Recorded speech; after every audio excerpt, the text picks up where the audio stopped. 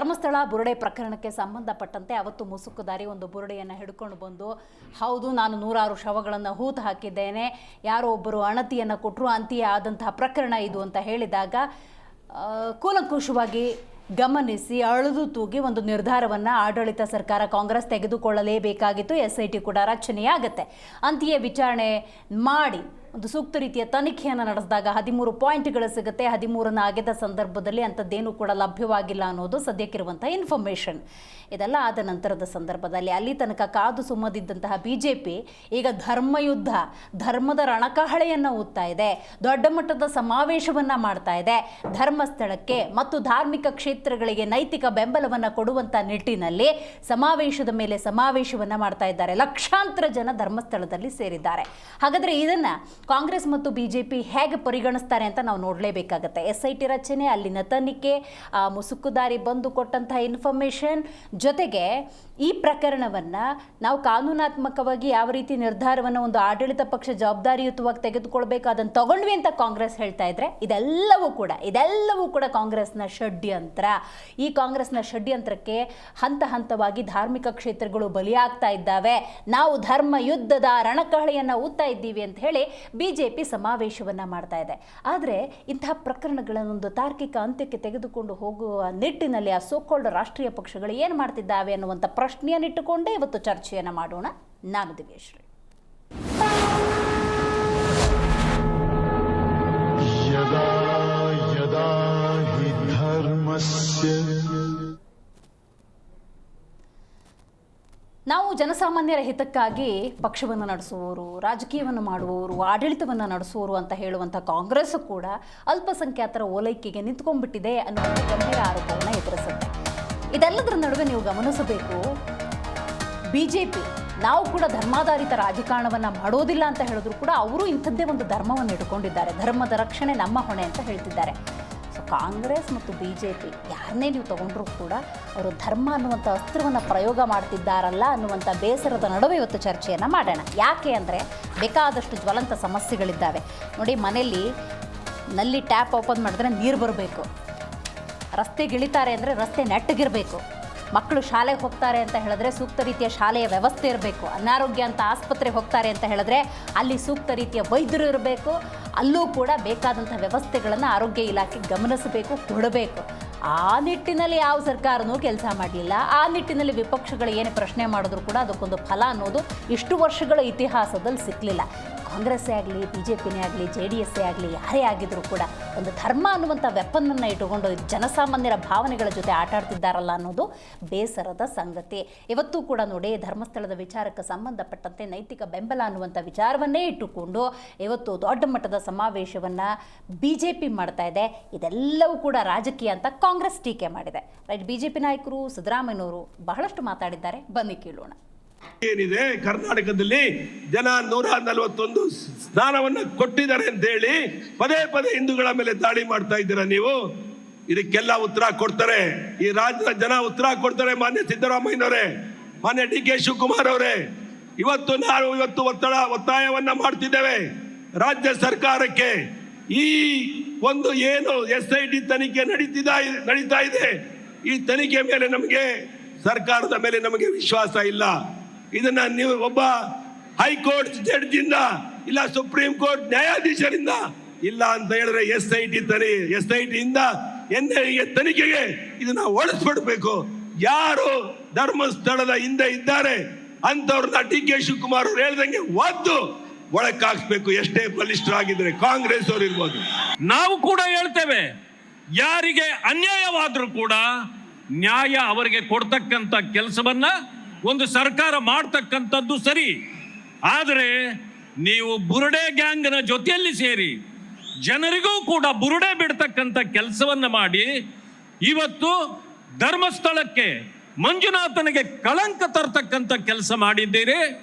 ಆದ್ರಿಂದ ಯಾವ ಹಿಂದೂ ಕಾರ್ಯಕರ್ತರು ಕೂಡ ನಿಮ್ಮನ್ನ ಕ್ಷಮಿಸಲಾರರು ಅಂತಕ್ಕಂಥ ಮಾತನ್ನ ನಾನು ಈ ವೇದಿಕೆಯಿಂದ ಹೇಳಲಿಕ್ಕೆ ಬಯಸ್ತೇನೆ. ಐತಿಹಾಸಿಕವಾಗಿ ಈ ದೇಶದಲ್ಲಿ ಕಾಂಗ್ರೆಸ್ ಪಾರ್ಟಿ ಸದಾ ಕಾಲಕ್ಕೂ ಹಿಂದೂ ಸಮಾಜಕ್ಕೆ ಅಂದರೆ ತಿರಸ್ಕಾರವನ್ನು ಮಾಡೋದು, ಅಲ್ಪಸಂಖ್ಯಾತರು ಅಂದರೆ ತುಷ್ಟೀಕರಣ ಮಾಡುವಂಥದ್ದು ಇವರ ರಕ್ತದಲ್ಲಿ ಬಂದಿದೆ ಸ್ನೇಹಿತರೆ. ನಾನಿವತ್ತು ಹೇಳ್ತಾ ಇದ್ದೇನೆ,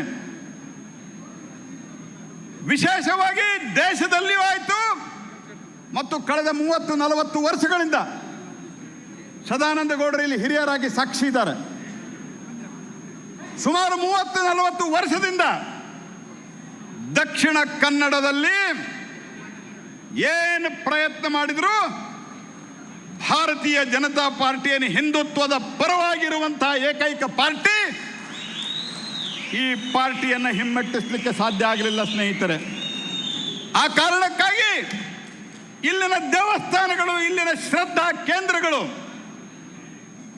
ಇಲ್ಲಿನ ನಮ್ಮ ಸಮಾಜದಲ್ಲಿರುವಂಥ ನಮ್ಮ ಧಾರ್ಮಿಕ ಮುಖಂಡರ ಅವರ ನಡವಳಿಕೆಯ ಮೇಲೆ ಪ್ರಶ್ನೆ ಚಿಹ್ನೆಯನ್ನು ಹಾಕಿದ್ರೆ ಹಿಂದುತ್ವ ಅಳಗಾಡಬಹುದು ಅನ್ನುವಂಥ ಒಂದು ದುಷ್ಟ ವಿಚಾರದಿಂದ ಇವತ್ತು ನಮ್ಮ ದೇಶದೊಳಗ ಏನು ಕಾಂಗ್ರೆಸ್ ಪಾರ್ಟಿ ಅಂತಿದೆ, ಈ ಕಾಂಗ್ರೆಸ್ ಪಾರ್ಟಿ ದೇಶದ ವಿಭಜನೆಯ ಕಾಲದಿಂದ ಒಂದು ವರ್ಗದ ಪರವಾಗಿ ನಿಂತು ಇವ್ರದ್ದು ಥೇರಿ ಏನದ, ವೋಟ್ ಬ್ಯಾಂಕ್. ಒಂದು ಕಡೆ SIT ತನಿಖೆ ಆಗ್ತಾ ಇದ್ರೆ ದಿನನಿತ್ಯ ಅಪಪ್ರಚಾರ.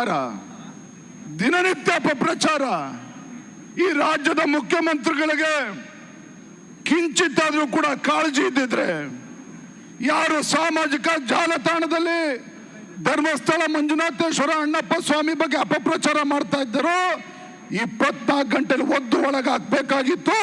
ಆ ಕೆಲಸ ಈ ಅಯೋಗ್ಯ ಕಾಂಗ್ರೆಸ್ ಸರ್ಕಾರ ಮಾಡಲಿಲ್ಲ. ಮೂಲಕ ಒಂದು ಮಾತನ್ನ ಸ್ಪಷ್ಟಪಡಿಸೋದಕ್ಕೆ ಇಚ್ಛಪಡ್ತೇನೆ.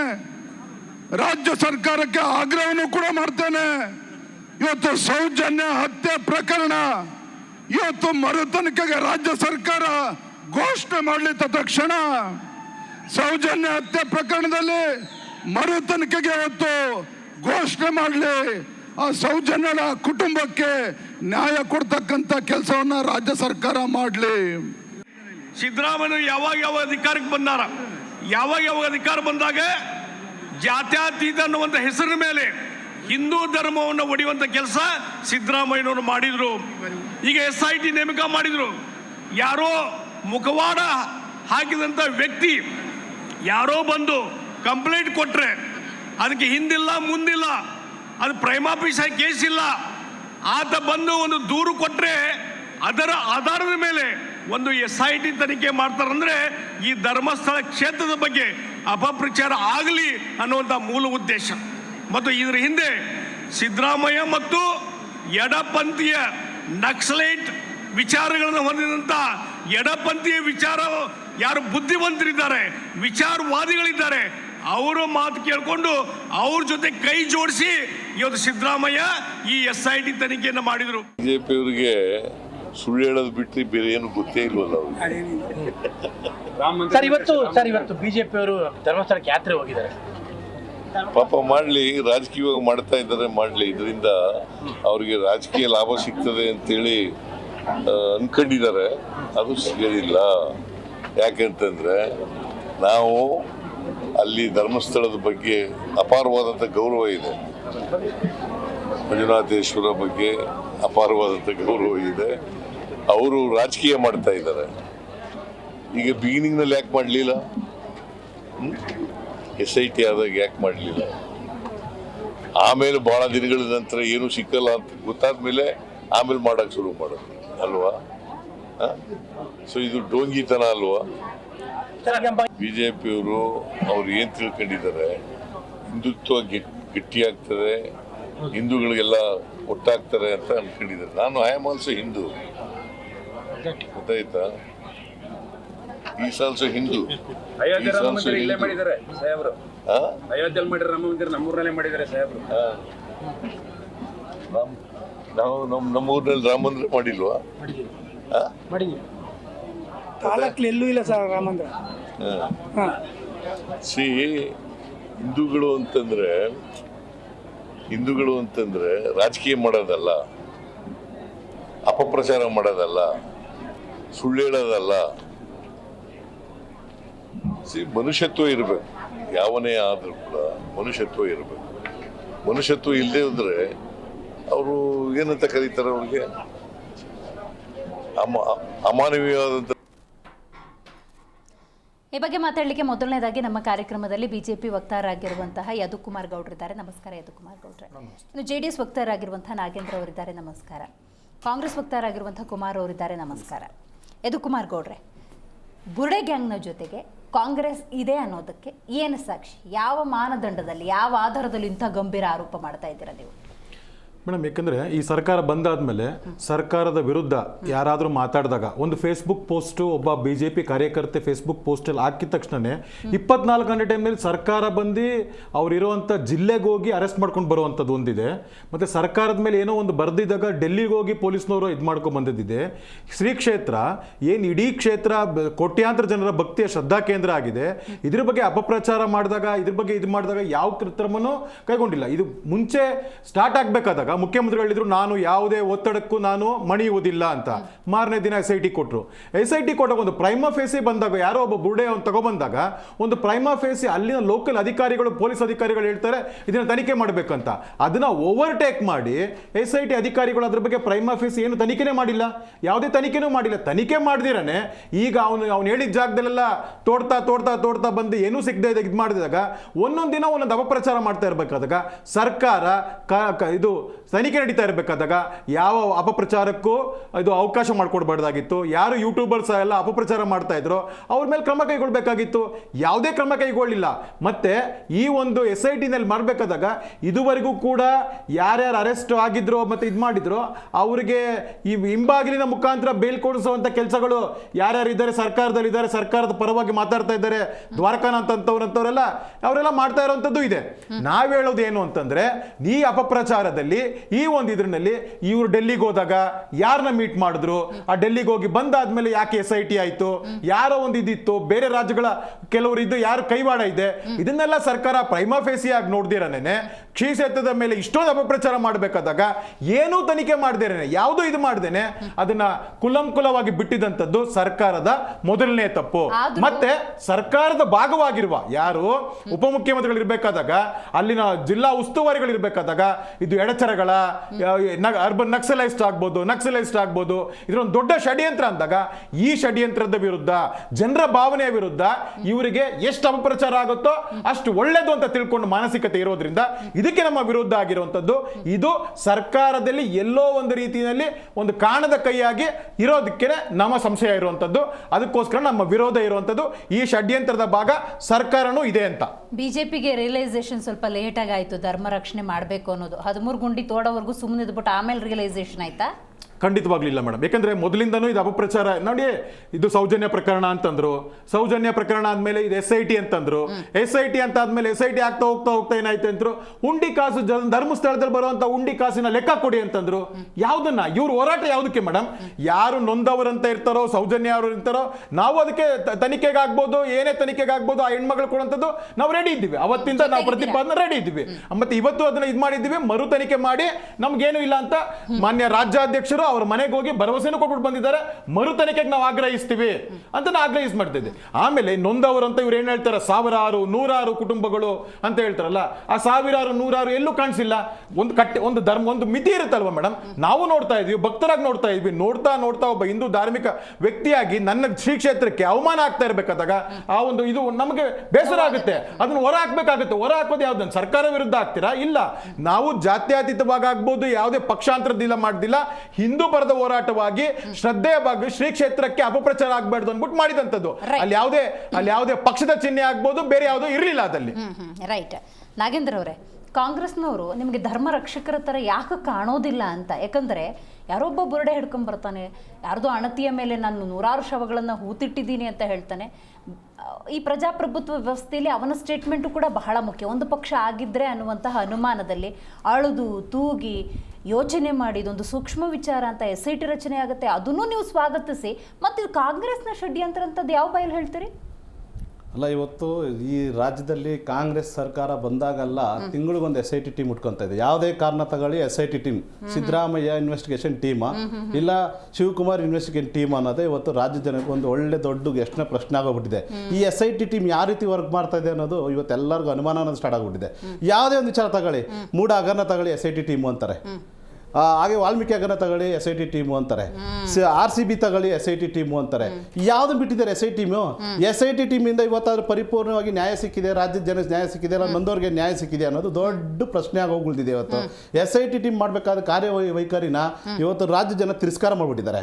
ಯಾಕಂದ್ರೆ ಅವ್ರ ಕಾರ್ಯವೈಖರಿ ಯಾವ ರೀತಿ ಇರಬೇಕಾಯ್ತು? ಇದು ಸೂಕ್ಷ್ಮವಾದ ವಿಚಾರ, ಇದು ಧರ್ಮಸ್ಥಳದ ಮೇಲೆ ಹೋಗ್ತಾರ ವಿಚಾರ, ಧರ್ಮಸ್ಥಳದಲ್ಲಿ ಪುಣ್ಯಕ್ಷೇತ್ರದ ಮೇಲೆ ಹೋಗ್ತಾರಂಥ ವಿಚಾರ, 800 ವರ್ಷಗಳು ಇತಿಹಾಸ ಇರೋವಂಥದ್ದು, 25 ತಲೆಮಾರುಗಳಿಂದ ಪೂಜೆ ಮಾಡ್ಕೊಂಬರ್ತಾ ಇರೋಂಥ ಒಂದು ಆಚಾರ ಇರೋಂಥ ಒಂದು ಧರ್ಮಸ್ಥಳ ಧರ್ಮಾಧಿಕಾರಿಗಳ ಮೇಲೆ ಹೋಗ್ತಾ ಇದೆ ಅಂದಾಗ ಕೂಡಲೇ ಇವರು ಏನು ಮಾಡಬೇಕಾಯ್ತು? SIT ಟೀಮ್ಗೆ ಇನ್ವೆಸ್ಟಿಗೇಷನು ತ್ವರಿತವಾಗಿ ಸೂಕ್ಷ್ಮವಾಗಿರೋ ವಿಚಾರನ ಫಸ್ಟ್ ಅವ್ರಿಗೆ ಬ್ರೈನ್ ಮಫಿ ಮಾಡಬೇಕಾಯ್ತು, ಬ್ರೈನ್ ಟ್ಯಾಪಿಂಗ್ ಮಾಡ್ಬೋದಾಗಿತ್ತು ಅವ್ರಿಗೆ.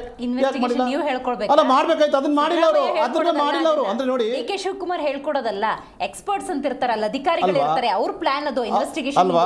ಅಂದ್ರೆ ಈ ಸರ್ಕಾರದಲ್ಲಿ ಬುದ್ಧಿಜೀವಿಗಳಿಲ್ಲ, ಲದ್ಧಿಜೀವಿಗಳು ಅಂತ ಪ್ರೂವ್ ಆಯ್ತಲ್ಲ ಅಲ್ಲಿಗೆ. ಅಂದ್ರೆ ಇವ್ರೇನ ಬುದ್ಧಿಜೀವಿಗಳಾಗಿದ್ದಿದ್ರೆ ಇದು ಒಂದು ದೊಡ್ಡ ವಿಚಾರ, ಹಿಂದೂ ಧರ್ಮಗಳ ವಿಚಾರ, ಪುಣ್ಯಕ್ಷೇತ್ರದ ವಿಚಾರ, ಈ ಕ್ಷೇತ್ರದ ವಿಚಾರವನ್ನು ಕೈ ಹಾಕ್ಬೇಕಾದ್ರೆ 1000 ಲಕ್ಷ ಟೈಮ್ ಇವ್ರು ಯೋಚನೆ ಮಾಡಬೇಕಾಗಿತ್ತು. ಅದನ್ನ ಬಿಟ್ಟು ಒಬ್ಬ ಅನಾಮಿಕ ಅಂತ ಹೆಸರು ಕೊಟ್ರಿ ನೀವು, ಅವನಿಗೆ ಮುಸ್ಕುದಾರಿ ಅಂತ ಹೆಸರು ಕೊಟ್ರಿ ನೀವು, ವಿ ಪರ್ಸನ್ ಅಂತ, ವಿ ವ್ಯಕ್ತಿ ಅಂತ ನೀವು ಹೆಸರು ಕೊಟ್ರಿ. ಇವತ್ತು ಏನು ಇಲ್ಲ ಅಂದಾಗ ಚಿನ್ನಯ್ಯ ಅಲಿಯಾಸ್ ಚಿನ್ನ ಅಂತ ನೀವು ಕೊಡ್ತಾ ಇದ್ದೀರಿ. ಎಲ್ಲಿ ಸ್ವಾಮಿ ನಿಮ್ಮ ಇನ್ವೆಸ್ಟಿಗೇಷನು?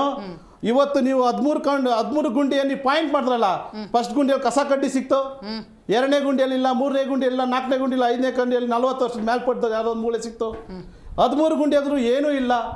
ಇವತ್ತು ನೀವು ಬಾಹುಬಲಿ ಬೆಟ್ಟ ಕೂಡ ಅಗಿಬೇಕಂತ ಯೋಚನೆ ಮಾಡ್ತೀರಿ. ಇವತ್ತು ನೀವು ಅವನು ಕೊಟ್ಟಿದ್ದಂಥ ಇಂಪಾರ್ಟೆಂಟು ಈ ರಾಜ್ಯದ ಒಂದು ಧರ್ಮಸ್ಥಳದ ಪುಣ್ಯಕ್ಷೇತ್ರಕ್ಕೆ ಯಾಕೆ ಕೊಡಲಿಲ್ಲ? ಈ ಪುಣ್ಯಕ್ಷೇತ್ರ ನಿಮ್ಗೆ ಅಷ್ಟೊಂದು ಒಂದು ವಿರುದ್ಧವಾಗಿ ನೀಡಿದ್ರಲ್ಲ, ಯಾಕೆ ಅಂದರೆ ನೀವೇ ಹೇಳ್ತಾ ಇದ್ರಿ ಎಲ್ಲೋ ಒಂದು ಕಡೆ ಧರ್ಮಸ್ಥಳಕ್ಕೆ ಹೋದಾಗ ಮೀನು ತಿಂದ್ಬಿಟ್ಟು ಧರ್ಮಸ್ಥಳದ ಕಡೆ ಹೋಗ್ತಾ ಇದೆ ಅಂತ ಯಾರೋ ಪ್ರಶ್ನೆ ಮಾಡಿದಾಗ, ಮೀನು ತಿಂದ್ರೆ ಏನು, ಹೋದ್ರೆ ಏನು, ಆಹಾರ ನನ್ನ ಹಕ್ಕು ರೀ, ನಾನು ತಿಂದ್ಬಿಟ್ಟೆ ಹೋಗ್ತೀನಿ, ತಪ್ಪೇನಿದೆ, ನನ್ನ ಹಕ್ಕು ಅಂತ ನೀವು ವಾದ ಮಾಡಿದವರು. ಈ ಧರ್ಮಸ್ಥಳದ ಕ್ಷೇತ್ರ ಬಗ್ಗೆ ನಿಮ್ಗೆ ಎಷ್ಟು ಒಲವಿದೆ? ಅಂದ್ರೆ ಇವತ್ತು ಧರ್ಮಸ್ಥಳ, ನಾಳೆ ಇನ್ನೊಂದು ಕ್ಷೇತ್ರ, ಇದನ್ನ ಹಿಂಗೆ ಬಿಟ್ರೆ ಅಲ್ಲ, ಆಗ್ತಾ ಇದೆ, ನಾವು ಕಣ್ಣಾರ ನೋಡ್ತಾ ಇದ್ವಿ. ಇಡೀ ದೇಶದಲ್ಲಿ ನಡೀತಾ ಇದೆ. ಶನಿ ಮಹಾತ್ಮನ ದೇವಸ್ಥಾನ ಮೇಲೆ ನಡೀತು, ಅಯ್ಯಪ್ಪ ಸ್ವಾಮಿ ದೇವಸ್ಥಾನ ಮೇಲೆ ನಡೀತು, ಪ್ರತಿ ಒಂದು ಧರ್ಮಕ್ಷೇತ್ರಗಳ ಮೇಲೆ ಇವಂತ ನಡೀತಾರಂತ ಒಂದು ಹೋರಾಟನೇ ಇವರು. ಅಂದ್ರೆ ಇವ್ರು ಎಲ್ಲ ಒಂದ್ ಕಡೆ ಪ್ರೀ ಪ್ಲಾನ್ ಆಗಿ ಏನಾದ್ರು ಸೃಷ್ಟಿ ಮಾಡ್ತಾ ಇದ್ದಾರಾ? ಅಂದ್ರೆ ಎಲ್ಲರೂ ಒಂದ್ ಕಡೆ ವೋಟ್ ಬ್ಯಾಂಕ್ಗೋಸ್ಕರ, ಇನ್ನೊಂದು ಯಾವುದೋ ಧರ್ಮ ಓಲೈಕೆ ಮಾಡೋಕ್ಕೋಸ್ಕರ, ಹಿಂದೂ ಧರ್ಮ ನಮ್ಮ ವೋಟ್ ಇಲ್ಲ ಅನ್ನೋ ಒಂದು ಪ್ರಶ್ನೆಗೋಸ್ಕರ ಈ ತರ ಒಂದು ವಿರುದ್ಧವಾಗಿ ನಡ್ಕಂತ ಷಡ್ಯಂತರ ಅನ್ನೋ ಪದ ತಂದವ್ರು ಯಾರು? ಇದನ್ನ ಅದು ಹೇಳ್ತಂದ್ರು, ಇದನ್ನ ಸದನದಲ್ಲಿ ತಂದ್ರು. ಇದೊಂದು ಷಡ್ಯಂತ್ರನೇ ಆಗೋಗಿದೆ, ಪಿತ್ತೂರಿ ಆಗೋಗಿದೆ. ಈ ಪದಗಳನ್ನ ಬಯಸಿದವ್ರು ಯಾರು? ಸೂಕ್ಷ್ಮವಾಗಿ ರಾಜ್ಯದ DCM, ಉಪಮುಖ್ಯಮಂತ್ರಿಗಳು, ಪಕ್ಷದ ಅಧ್ಯಕ್ಷರು, KPPC ಅಧ್ಯಕ್ಷರು, ಇವ್ರಿಗೊಂದು ಬಂದಂತ ಒಂದು ಸೂಚನೆ ನಿಮ್ ಸಿದ್ದರಾಮಯ್ಯ ಅವ್ರಿಗೆ ಯಾಕೆ ಬಂದಿಲ್ಲ ಇವತ್ತವರೆಗೂ? SIT ಟೀಮ್ ಮಧ್ಯಂತರ ವರದಿ ಯಾಕೆ ಕೊಡಲಿಲ್ಲ ರಾಜ್ಯದ ಜನಕ್ಕೆ? ಇವತ್ತು ಅಲ್ಲಿ ಯೂಟ್ಯೂಬರ್ಗಳು, ಚಾನಲ್ಗಳು ಮತ್ತು ಅಲ್ಲಿ ಲೋಕಲ್ ಜನ ಇವತ್ತು ಹೊರದಾಟ ಮಾಡಿ ಇವತ್ತು ಹಾಸ್ಪಿಟಲ್ಗಳಲ್ಲಿ ಅಡ್ಮಿಟ್ ಆದ್ರು. ಏನ್ ನೀವು ತಗೊಂಡ್ರಿ ಅಲ್ಲಿ? ಯೂಟ್ಯೂಬರ್ಗಳಿಗೆ ಯಾಕೆ ಕೊಟ್ರಿ ಪರ್ಮಿಷನ್? ಅಲ್ಲಿ ಯಾಕೆ ನೀವು ದಿಕ್ನ ಬದಲಾಯಿಸಿದ್ರಿ? ಇಷ್ಟ ಬಂದಾಗ ಮನ ಇಚ್ಛೆ ಅಂತ ಯೂಟ್ಯೂಬರ್ಗಳು ತನ್ನ ಇಚ್ಛೆ ಬಂದಂತೆಲ್ಲ ಸ್ಟೇಟ್ಮೆಂಟ್ ಕೊಟ್ಟರು, ನೋಡ್ಕೊಂಡು ಯಾಕೆ ಸುಮ್ಮನೆ ಇದ್ರಿ? SIT ಟೀಮು ಮಧ್ಯಂತರ ವರದಿ ಕೊಟ್ಟು ರಾಜ್ಯಕ್ಕೆ ವಿಷಯ ತಿಳಿಸ್ಲಿಲ್ಲ, ಮತ್ತೆ ಮುಸ್ಕುದಾರಿ ಸರಿಯಾದ ರೀತಿ ಯಾಕೆ ಇನ್ವೆಸ್ಟಿಗೇಷನ್ ಮಾಡಿಲ್ಲ? ತಂದಂತ ಬುರುಡೆ ಯಾವ ಅಸ್ಥಿ ಪಂಜರದ್ದು, ಯಾವ ಜಾಗದ್ದು, ಯಾವುದು ಮೂಲದ್ದು, ಆ ಒಂದು ಅಸ್ಥಿ ಪಂಜರ ಊನ್ಬೇಕಾದ್ರೆ ನಿನ್ನ ಜೊತೆ ಸಹಚರರು ಯಾರು ಇದ್ರು? ನೀನು ಒಬ್ಬನೇ ಓದ್ತಿದ್ಯಾ ಅಂತ ಅದನ್ನ ಒಂದು ಇನ್ವೆಸ್ಟಿಗೇಷನ್ ಸರಿಯಾದ ರೀತಿಯಲ್ಲಿ ಯಾಕೆ ತಗೊಂಡು ಹೋಗ್ಲಿಲ್ಲ? ಆ ಮೊದಲ ಒಂದು ಬುರುಡೆಯ ಇನ್ವೆಸ್ಟಿಗೇಷನ್ ಸರಿಯಾಗಿಲ್ಲ ಅಂದ್ರೆ ಇನ್ನು 13 ಗಂಟೆ ಆಗೋದು ಏನ್ ಸಿಕ್ತು? ಶೂನ್ಯ. ಇವತ್ತು ಧರ್ಮಸ್ಥಳದ ಕ್ಷೇತ್ರಕ್ಕೆ ಮಹಾ ಅಪರಾಧ ಮಾಡಿದೆ ಕಾಂಗ್ರೆಸ್ ಸರ್ಕಾರ, ಕ್ಷಮೆನೇ ಕೊಡಕ್ಕಾಗಲ್ಲ. ಇವತ್ತು ಹಿಂದೂ ಧರ್ಮಗಳ ಮೇಲೆ ಮಾಡ್ತಾರ, ಒಂದು ಹಿಂದೂ ಧರ್ಮದ ಕ್ಷೇತ್ರಗಳ ಮೇಲೆ ಮಾಡ್ತಾರಂತ ನೈಜವಾದ ಒಂದು ವಿರೋಧ ಅಂತ ಕಾಣಿಸಿದೆ ಕಾಂಗ್ರೆಸ್ ಸರ್ಕಾರ. ಮಠಾಧೀಶ ಕೈ ಹಾಕಿದೆ, ನಾವು ನೋಡಿದೀವಿ. ಮಠಾಧೀಶ ಬೀದಿಗೆ ಬಂದು ಹೋರಾಟ ಮಾಡಿರೋದು ನೋಡಿದೀವಿ. ಆಮೇಲೆ ಜಾತಿ ವಿರುದ್ಧ ಹಚ್ಚಿದ ಬೆಂಕಿಗಳು ನೋಡಿದ್ದೀವಿ. ಆಮೇಲೆ ಮುಜರಾಯಿ ಇಲಾಖೆಗಳು ಮಾಡ್ಕೊಂಡು ನೋಡಿದ್ದೀವಿ. ಈ ಷಡ್ಯಂತ್ರದ ರೂಪನೇ ಮುಜರಾಯಿಗೆ ಏನಾದ್ರು ತಗೋಬೇಕಂತ ಏನಾದ್ರು ಒಂದು ದೊಡ್ಡ ಹೋರಾಟಕ್ಕೆ ಸ್ಕ್ಯಾಮ್ ಆಗಿ ಓಡಾಡ್ತಾ ಇದೆ. ಇವತ್ತು ರಾಜ್ಯ ಸರ್ಕಾರ ಅಂದ್ರೆ ದೊಡ್ಡ ಪ್ರಶ್ನೆ ಆಗ್ತಾ ಇದೆ. ಇವತ್ತು ಒಂದು ಕ್ಷೇತ್ರಗಳನ್ನ ಉಳಿಸ್ಕೊಂಡು ರಾಜ್ಯ ಸರ್ಕಾರದ ಜವಾಬ್ದಾರಿ ಅಲ್ಲಿನ ಭಕ್ತರಿಗೆ ಕೊಡಬೇಕಾದ ಒಂದು ರಕ್ಷಣೆ ರಾಜ್ಯ ಸರ್ಕಾರದ್ದು. ಇವತ್ತು ರಾಜ್ಯ ಸರ್ಕಾರ ಯಾರ ಭಕ್ತರು ಬೇಡ, ಯಾವ ಹಿಂದೂ ಧರ್ಮಗಳು ಬೇಡ, ಯಾವ ಹಿಂದೂ ವ್ಯಕ್ತಿಗಳು ಬೇಡ. ಇವತ್ತು CM ಏನ್ ಹೇಳ್ತಾ ಇದ್ದಾರೆ? ನಾನು ಹಿಂದೂ ಅಂತ ಹೇಳ್ಕೊಳ್ಳೋ ಪರಿಸ್ಥಿತಿ ರಾಜ್ಯಕ್ಕೆ ಬಂದಿದೆ. ರಾಜ್ಯಕ್ಕೆ CM ಹೇಳ್ಕೊಂತ ಇದ್ದಾರೆ ನಾನು ಹಿಂದೂ ರೀ ಅಂತ. ಅಂದ್ರೆ ಅವ್ರ ಮನಸ್ಥಿತಿ ಯಾವ ರೀತಿ ಇದೆ? Got it. ಕುಮಾರ್ ಅವರೇ, ಟು ದಿ ಪಾಯಿಂಟ್ ಮಾತಾಡೋಣ. ನನಗೆ ಹಿಸ್ಟ್ರಿ ಏನು ದಯವಿಟ್ಟು ಬೇಡ. ನೋಡಿ, ಸಿದ್ದರಾಮಯ್ಯನವರು ಇವತ್ತು ಮಾತಾಡ್ತಿರ್ಬೇಕಾದ್ರೆ ರಾಜಕೀಯವಾಗಿ ಲಾಭ ಮಾಡ್ಕೊಳ್ಳೋದಕ್ಕೆ ಈ ಪ್ರಯತ್ನ ಅಂತ BJPಯವರ ಸಮಾವೇಶಕ್ಕೆ ಹೇಳಿದ್ರು. ಈಗ ಯಾವ ಎಲೆಕ್ಷನ್ ಇಲ್ವಲ್ಲ, ಯಾವ ರಾಜಕೀಯ ಲಾಭಕ್ಕಾಗಿ ಇಷ್ಟು ಲಕ್ಷಾಂತರ ಜನ ಅಲ್ಲಿ ಸೇರಿ ಸಮಾವೇಶ ಮಾಡ್ತಿದ್ದಾರೆ?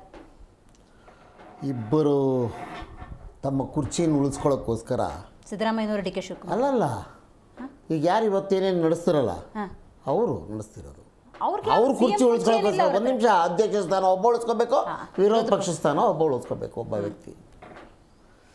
ಆಮೇಲೆ ಯದುಕುಮಾರ್ ಅವ್ರು ಮಾತನಾಡುವಾಗ ನಮ್ಮ ವಿರುದ್ಧವಾಗಿ ನಾವು ಏನೋ ಮಾಡಿಬಿಡ್ತಿದ್ದೀವಿ, ನಮಗೂ ಈ ಕಾಂಗ್ರೆಸ್ಗೂ ಈ ವ್ಯವಹಾರಕ್ಕೂ ಸಂಬಂಧ ಏನಪ್ಪ, ಯಾಕಪ್ಪ ಈ ಥರ ಉಲ್ಟಾ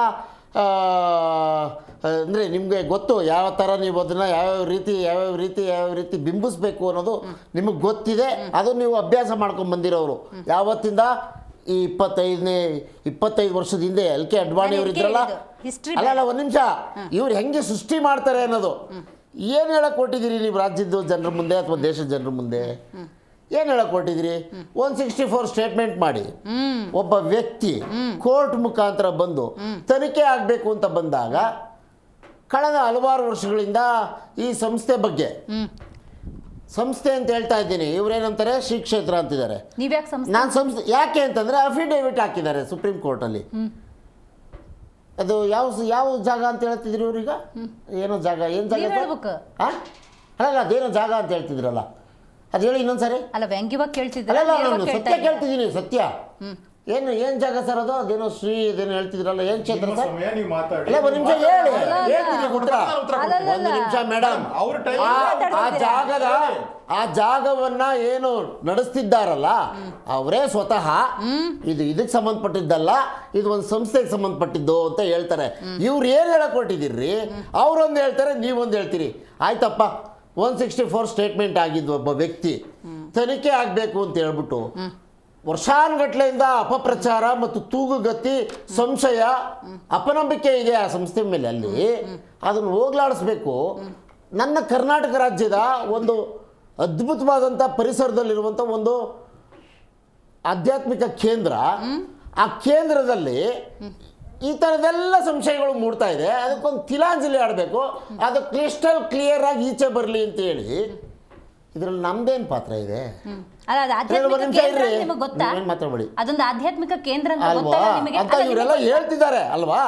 ಅದಕ್ಕೆ ಕೆಟ್ಟ ಹೆಸರು ಬರಬಾರ್ದು. ಒಂದು ನಿಮಿಷ, ನಾವು ಜವಾಬ್ದಾರಿಯುತವಾದ, ಈಗ ಕೋರ್ಟ್ನಲ್ಲಿದೆ ವಿಷಯ ಇದು. ನಾನು ಇಲ್ಲೇನು ಆದಿ ಬೀದಿಲೆಲ್ಲ ಮಾತಾಡ್ಬಿಟ್ಟೇನೇನೋ ಮಾತಾಡೋಕ್ಕಾಗೋದಿಲ್ಲ. ಇವರು ಇಷ್ಟ ಬಂದಂಗೆ ಯಾವತ್ತು ಏನು ಬೇಕಾದ್ರೆ ಇವ್ರು ನಾಲ್ಗೆಯಲ್ಲಿ ಏನು ಬೇಕಾದ್ರೆ ಬಂದರೂ ಮಾತನಾಡ್ತಾರೆ.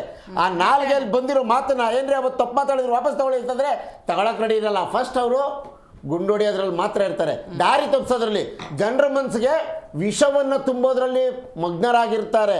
ಆಯ್ತಾ? ಇವರಿಬ್ಬರು ಒಟ್ಟಿಗೆ ಯಾಕೆ ಇವತ್ತು ಸಮಾವೇಶ ಮಾಡಲಿಲ್ಲ? ನಾನು ಮಾತಾಡ್ತೀನಿ. ಬೇರೆ ಬೇರೆ ಇವರೆಲ್ಲ ಡ್ರಾಮಾಗಳೇನೇನು ಅನ್ನೋದನ್ನ ಹೇಳ್ತೇವೆ. ಇದೇ ಕಾರಣಕ್ಕೆ ಬಿಡಿ, ನೀವು ಮಾತಾಡೋವಾಗ ಏನು ಮಾತಾಡಿಲ್ಲ. ಪ್ರಶ್ನೆ ನೋಡಿ, ಏನ್ ಹೇಳಿದ್ರೆ ಸಿಎಂ ಸಾಹೇಬರು ರಾಜಕೀಯ ಲಾಭ ಅಂತ ಇನ್ನೇನಕ್ಕೋಸ್ಕರ ಮಾಡ್ತಿದ್ದೀರಿ ಸ್ವಾಮಿ ನೀವು? ನಾವೆಲ್ಲಾದ್ರೂ ಇದನ್ನ ಲಾಭ ತೆಗೆದುಕೋಬೇಕು, ಇದಕ್ಕೆ ಅಪಪ್ರಚಾರ ಮಾಡಬೇಕು, ಮಸಿ ಬೆಳಿಬೇಕು ಅಂತ ನಾವು ಮಾಡ್ತಿರೋದು. ನಿಮ್ಮದೇ ಪಕ್ಷದ RSSನ ಘಟಕದ ವ್ಯಕ್ತಿ ತಿಮ್ರೋಡಿ ಅವರು, ಆಯ್ತು, ಯುವ ಮೋರ್ಚಾ ಅಧ್ಯಕ್ಷ ಮಟ್ಟಣ್ಣನವರು, ಬಿಜೆಪಿ ಯುವ ಮೋರ್ಚಾದ ಅಧ್ಯಕ್ಷ ಮಟ್ಟಣ್ಣನವರಾಗಿದ್ದವರು, RSSನ ಕಳೆದ 10 ವರ್ಷಗಳಿಂದ ಕೆಲಸ ಮಾಡ್ಕೊಂಡ್ ಬಂದವರು ತಿಮ್ರೋಡಿ ಅವರು. ಒಂದ್ ನಿಮಿಷ, ಇವ್ರು ಯಾರ ವಿರುದ್ಧ ಯಾರನ್ನ ಎತ್ಕೊಡ್ತಾ ಇದ್ದಾರೆ? ಒಂದ್ ನಿಮಿಷ ಇರಿ, ಯಾರ ವಿರುದ್ಧ ಯಾರನ್ನ ಎತ್ಕೊಡ್ತಾ ಇದ್ದಾರೆ? ಏನು ಹೇಳಕ್ ಹೊರಟಿದ್ದೀರಿ ನೀವು? ಕರ್ನಾಟಕದ ಜನತೆ ನಮಗೂ ಇದಕ್ಕೂ ಕಾಂಗ್ರೆಸ್ ಪಕ್ಷಕ್ಕೂ ಈ ಸರ್ಕಾರಕ್ಕೂ ಇಲ್ಲಿ ನಡೆದಿರೋ ವ್ಯವಹಾರಗಳಿಗೂ ಏನು ಸಂಬಂಧ? ಒಂದು ಕೋರ್ಟ್ ಮುಖಾಂತರ ಮೇಡಮ್ ಕೋರ್ಟ್ ಧರ್ಮ ರಕ್ಷಣೆ ಮಾಡೋದಿಲ್ಲ. ಒಂದು ನಿಮಿಷ, ಯಾವ ಧರ್ಮ ಏನೋ ಅದ್ರ ಹೆಸರು ರಾಜಕಾರಣವಾ? ಅದ್ರ ಹೆಸರು ರಾಜಕಾರಣ? ನಿಮಿಷ ಮೇಡಮ್, ಧರ್ಮ ರಕ್ಷಣೆ ಮೇಡಮ್, ನಿಮ್ಮ ಮಾತಿಗೆ ಒಳ್ಳೆ ಮಾತು ಹೇಳಿದಿರಿ. ದೇವರು ಮತ್ತು ಧರ್ಮ ಮನುಷ್ಯನನ್ನ ಸಾತ್ವಿಕತೆಗೆ ಕಡೆಗೆ ಕರೆದುಕೊಂಡು ಹೋಗುವ ಒಂದು ಸಾಧನ, ವ್ಯವಹಾರವಲ್ಲ. ಸಾಧನ, ವ್ಯವಹಾರವಲ್ವಾ ಇದು? ಈಗ ಒಂದು ಅಪನಂಬಿಕೆ ಬಂದಿದೆಯಪ್ಪ, ಒಂದು ತೂಗುಗತಿ ಇರಿ, ಹಳೆದ ಹಲವಾರು ವರ್ಷಗಳಿಂದ ತೂಗುಗತಿ ಅದ್ರ ಮೇಲೆ ಹರಿದಾಡ್ತಾ ಇದೆ, ಅಪಪ್ರಚಾರ ನಡೀತಿದೆ ಅಂತ ಹೇಳಿ ಆಡಳಿತದಲ್ಲಿ SIT ರಚನೆ ಮಾಡಿ ಒಂದು ನಿಮಿಷ ಆದ್ರೆ ತನಿಖೆ ಮಾಡಿಸಬಾರ್ದಾಗಿತ್ತ? ನೀವು ಹೇಳೋದು ತನಿಖೆ ಮಾಡಿಸದೆ ಹೋಗಿದ್ರೆ ಇವರೇ ಹೇಳ್ತಿದ್ರು, ಯಾಕ್ರಿ ತನಿಖೆಗೆ ಆದೇಶ ಕೊಟ್ಟಿಲ್ಲ ಅಂತ ಬೀದಿ ನಿಂತ್ಕೋತಾ ಇದ್ರು ಬಿಜೆಪಿ ಅವರು. ಒಂದು ನಿಮಿಷ ಇರಪ್ಪ, ನನ್ನ ಮುಂದೆ ಮಾತಾಡಿ. ಮೂಲಕ ನಮ್ಮ ಧರ್ಮ ಮುಖದಲ್ಲಿ ನೀವು ರಕ್ಷಣೆ ಅರ್ಧ ಮಾಡ್ತಾ ಇದೆ. ಗಂಟೆ ಮಾತಾಡಿದ್ದೀರಿ. ಒಂದು ನಿಮಿಷ ಮೇಡಮ್. SIT ರಚನೆಯ ಮೂಲಕ ಧರ್ಮ ರಕ್ಷಣೆ ಮಾಡ್ತಾ ಇದೆ ಕಾಂಗ್ರೆಸ್ ಹಂಗಾದ್ರೆ? ಸತ್ಯವಾಗ್ಲು ಹಾ. ಇದು ದೇಶದ ಜನಕ್ಕೆ, ರಾಜ್ಯದ ಜನತೆಗೆ ಅಲ್ಲಿ ನಡೆದಿರೋದು Right, ಸತ್ಯನ very good. ಸುಳ್ಳ. ಆಮೇಲೆ ಆ ಸಂಸ್ಥೆಗೆ ಬಂದಿರೋ ಕಳಂಕ ತೊಡೆದಾಕ್ಬೇಕು ಅಂತೇಳಿ ಒಂದು ವ್ಯವಸ್ಥಿತವಾಗಿ ಅದ್ರ ಬಗ್ಗೆ 164 ಸ್ಟೇಟ್ಮೆಂಟ್ ಆಗಿ ಆತ ಬಂದಿರೋಂಥದ್ದು. ಆತ ಏನೇನ್ ಮಾಡ್ತಿದ್ದಾನೆ, ಏನೇನಾಯ್ತು, ಆಮೇಲೆ ಏನೇನಾಗ್ತಿದೆ, ಅದೇ SIT ಸ್ವಾಗತ ಎರಡು ಮಾಡಿದವ್ರು ಲಕ್ಷ ನಾವಲ್ಲ. ರೂಪಾಯಿ ಬಂತು. SIT ಮಾಡಿದಾಗ ಸ್ವಾಗತ ಮಾಡಿದವ್ರು ಇದೇ BJP ಅವರು, Correct, JDS I agree. ಆಗ್ತಾ ಇದೆ. ಏನಾದ್ರು ಇವತ್ತರೆಗೂ ಒಂದು ರಿಪೋರ್ಟ್ ಕೊಟ್ಟಿದ್ದಾರೆ ಅವ್ರು ಯಾವ್ದಾದ್ರು, ಒಂದು ಸಣ್ಣ ಮಾಹಿತಿ ಕೊಟ್ಟಿದ್ದಾರೆ ಯಾರಿಗಾದ್ರು? ಏನು ಮಧ್ಯದಲ್ಲಿ ಉಯ್ಲೆಬ್ಬಿಸ್ತಾ ಇದ್ದೀರಿ? ಏನು ನೀವೇನು ಬೇರೆ ಕಿತ್ಕೊಂಡು ಹೋಗ್ತಾ ಇದ್ದೀರಲ್ಲ, ಅದನ್ನ ನಮ್ಮ ಮೇಲೆ ತಿರುಗಿಸ್ತಾ ಇದ್ದೀರಿ. ನಮಗೂ ಅದಕ್ಕೆ ಸಂಬಂಧ ಏನಪ್ಪ? ಅಲ್ಲೇನೋ ವ್ಯವಹಾರ ನಡೆದಿದೆ, ಆ ವ್ಯವಹಾರ ಸರಿನೋ ತಪ್ಪು ಅಂತ ಜನರ ಮುಂದೆ ಇಡೋಕ್ಕೆ ಸರ್ಕಾರ ಒಂದು ನಿರ್ಧಾರ ತೆಗೆದುಕೊಂಡು ಕೋರ್ಟ್ ಮುಖಾಂತರ ಬಂದಿದ್ದಕ್ಕೆ, ಸಂಘ ಸಂಸ್ಥೆಗಳೆಲ್ಲ ಕೇಳ್ಕೊಂಡಿದ್ದಕ್ಕೆ ತನಿಖೆಗೆ ಆದೇಶ ಮಾಡಿದ್ದೀವಿ. ನಿಮ್ ಜೊತೆ ಮಾತಾಡ್ಬೇಕು. ಅದೇನ್ ಆದೇಶ ಮಾಡಿಲ್ವಾ? ದೇವರು ಮತ್ತು ಧರ್ಮ ಮನುಷ್ಯನನ್ನ ಸಾತ್ವಿಕತೆ ಕಡೆಗೆ ಕರೆದುಕೊಂಡು ಹೋಗುವ ಒಂದು ಸಾಧನ, ವ್ಯವಹಾರವಲ್ಲ. ಯಾವ್ದೋ ಅದನ್ನೇ ನೀವು ಹೇಳ್ಬೇಕು ಈಗ. ಅದೇ ನೀವು ನಮಗ್ ಗೊತ್ತಿದೆ ವ್ಯವಹಾರ ಅಂದ್ರೆ ಏನು ಅಂತ ನಮಗ್ ಗೊತ್ತಿದೆ. ನಮಗ್ ಗೊತ್ತಿದೆ ನೋಡಿ, ದೇವರು ಮತ್ತು ಧರ್ಮ ಮನುಷ್ಯನನ್ನ ಸಾತ್ವಿಕತೆ ಕಡೆ ಕರ್ಕೊಂಡು ಹೋಗುವಂತ ಒಂದು ಸಾಧನ, ವ್ಯವಹಾರವಲ್ಲ. ಕಾಂಗ್ರೆಸ್ ವಕ್ತಾರರ ಪ್ರಕಾರ ಧರ್ಮಸ್ಥಳ ಅನ್ನುವಂಥ ಕ್ಷೇತ್ರದಲ್ಲಿ ವ್ಯವಹಾರ ನಡೆದಿದ್ದಂತೆ. ಅದು ಯಾವ ವ್ಯವಹಾರ ತಿಳ್ಕೊಳ್ಳೋಣ. ಅದರ ಜೊತೆಗೆ ನೋಡಿ, ಬಿಜೆಪಿಯವರು ಈ ಸಮಾವೇಶವನ್ನ ಮಾಡುವ ಒಂದ್ ನಿಮಿಷ ಸರ್,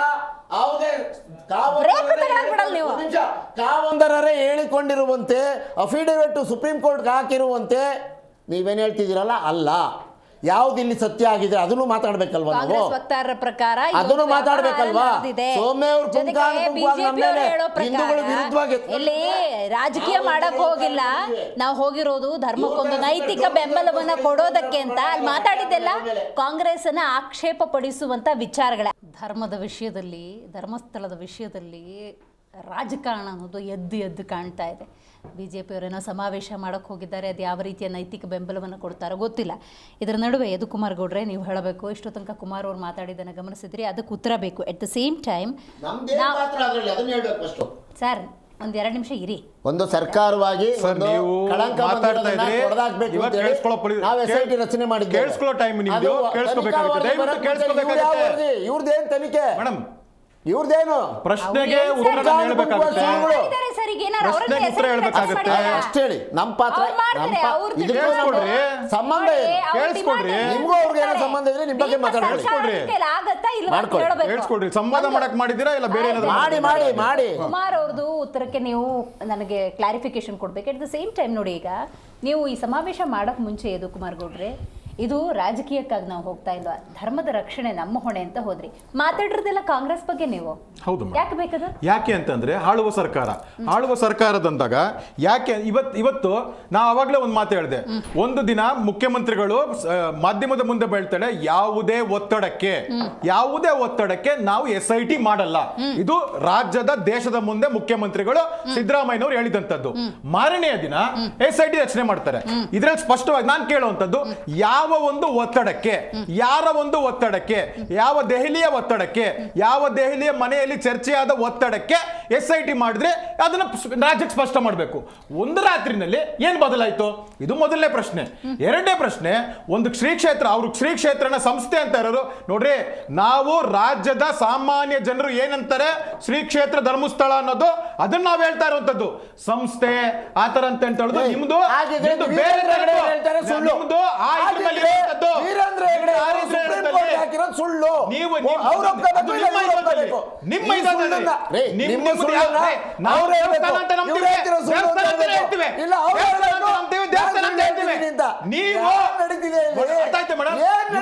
ದೇವಸ್ಥಾನ ಯಾವ್ದ್ರ ವ್ಯತ್ಯಾಸ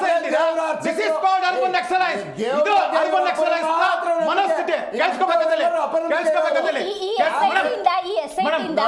ವ್ಯವಹಾರಗಳು ಹೊರಗಡೆ ಬರುತ್ತೆ.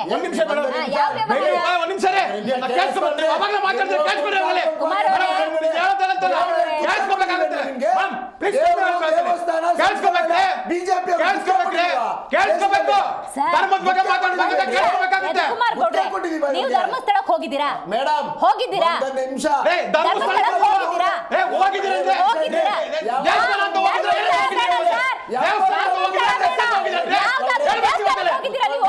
ದೇವಸ್ಥಾನಕ್ಕೆ ಹೋಗಿದ್ರ ಟ್ರಸ್ಟ್ ಅಂತ ಹೋಗಿದ್ರ That is what I was saying. ನಾನು ಧರ್ಮದ ಬಗ್ಗೆ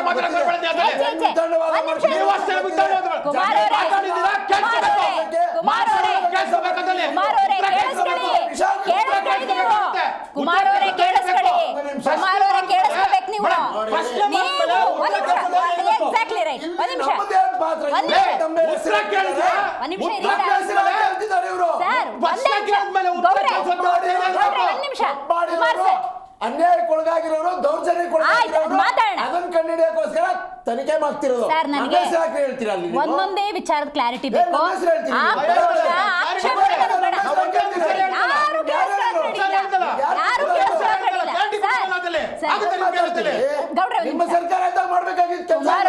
ಕುಮಾರ್ ಅವರೇ, ನೀವು ನಿಮ್ಮ ಜೀವನದಲ್ಲಿ ಯಾವ್ದಾದ್ರು ಟೆಂಪಲ್ ಹೋಗಿದ್ದೀರಾ, ದೇವಸ್ಥಾನಕ್ಕೆ ಹೋಗಿದ್ದೀರಾ? ಒಂದು ನಿಮಿಷ.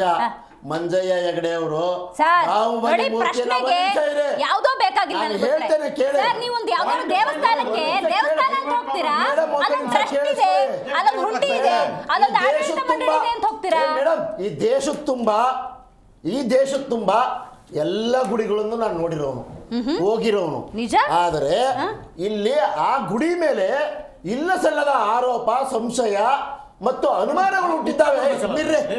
ಅದನ್ನ ತೊಡೆದಾಕ್ಬೇಕು, ಅದು ಕ್ರಿಸ್ಟಲ್ ಕ್ಲಿಯರ್ ಆಗ್ಲಿ ಅನ್ಬಿಟ್ಟು ನಾವು ತನಿಖೆಗೆ ಆದೇಶ ಮಾಡಿದ್ರೆ ನಮ್ಮ ಮೇಲೆ ಹೇಳ್ತಾರಲ್ಲ, ಮೇಲಿರುವಂತ ಗೌರವಕ್ಕೆ ನೀವು ತಗೊಂಡಿರೋ ನಿರ್ಧಾರ ಇದು ಅಲ್ವಾ? ಹೌದಾ? ನಮ್ಮ ರಾಜ್ಯದ ಒಂದು ಸಂಸ್ಥೆ ಅಲ್ಲಿ ಕೆಟ್ಟ ಹೆಸರು ಬರಬಾರ್ದು ಅಂತ ಹೇಳ್ಬಿಟ್ಟು ನಾವು ತನಿಖೆಗೆ ಆದೇಶ ಮಾಡಿ ತನಿಖೆ ನಡೀತಿದ್ರೆ ಮಧ್ಯದಲ್ಲಿ ಬಿಜೆಪಿ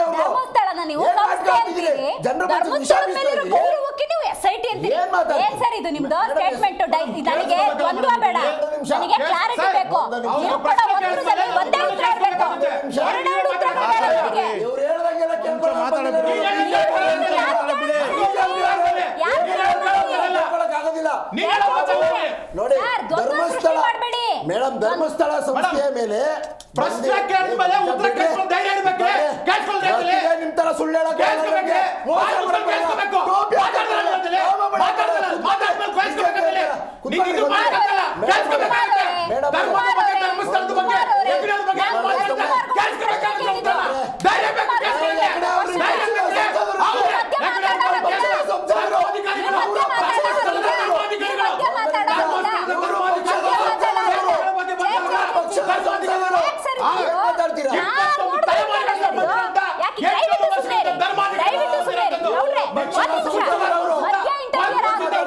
ಮಧ್ಯ ಇಂಟರ್ಫಿಯರ್ ಆಗಬೇಡಿ. 2 ನಿಮಿಷ ಕ್ಲಾರಿಫಿಕೇಶನ್ ಬೇಕು. ಮಧ್ಯ ಇಂಟರ್ಫಿಯರ್ ಆಗಬೇಡಿ. ಕೇಳ್ತೀನಿ ಸರ್, ಬಿಡಿ, ಅವ್ರಿಗೆ ಉತ್ತರ ಕೊಡಕ್ ಬಿಡಿ. ನೀವು ಯದುಕುಮಾರ್ ಗೌಡ್ರು ಮಾತಾಡ್ಬೇಕ್ರೆ ದಯವಿಟ್ಟು 2 ನಿಮಿಷ ಮಧ್ಯ ನನಗೆ ವಿಚಾರ ಬೇಕು, ನನಗೆ ಸತ್ಯ ಬೇಕು, ವಿಚಾರ ಬೇಕು, ಸತ್ಯ ಬೇಕು. ಅವ್ರ ಆರೋಪ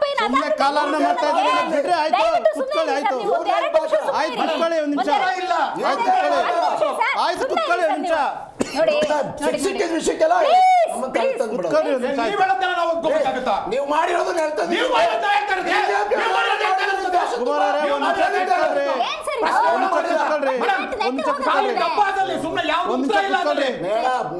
ಬಿಜೆಪಿ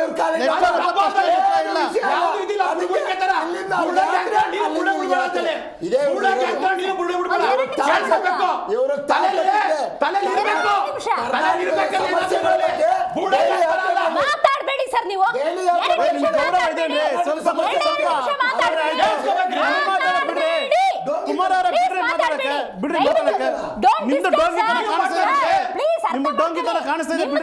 ಉತ್ತರ ತಗೊಂತಾ ಇದ್ದೀನಿ. ನನಗೊಂದೊಂದೇ ಕ್ಲಾರಿಟಿ ಬೇಕು ನೋಡಿ.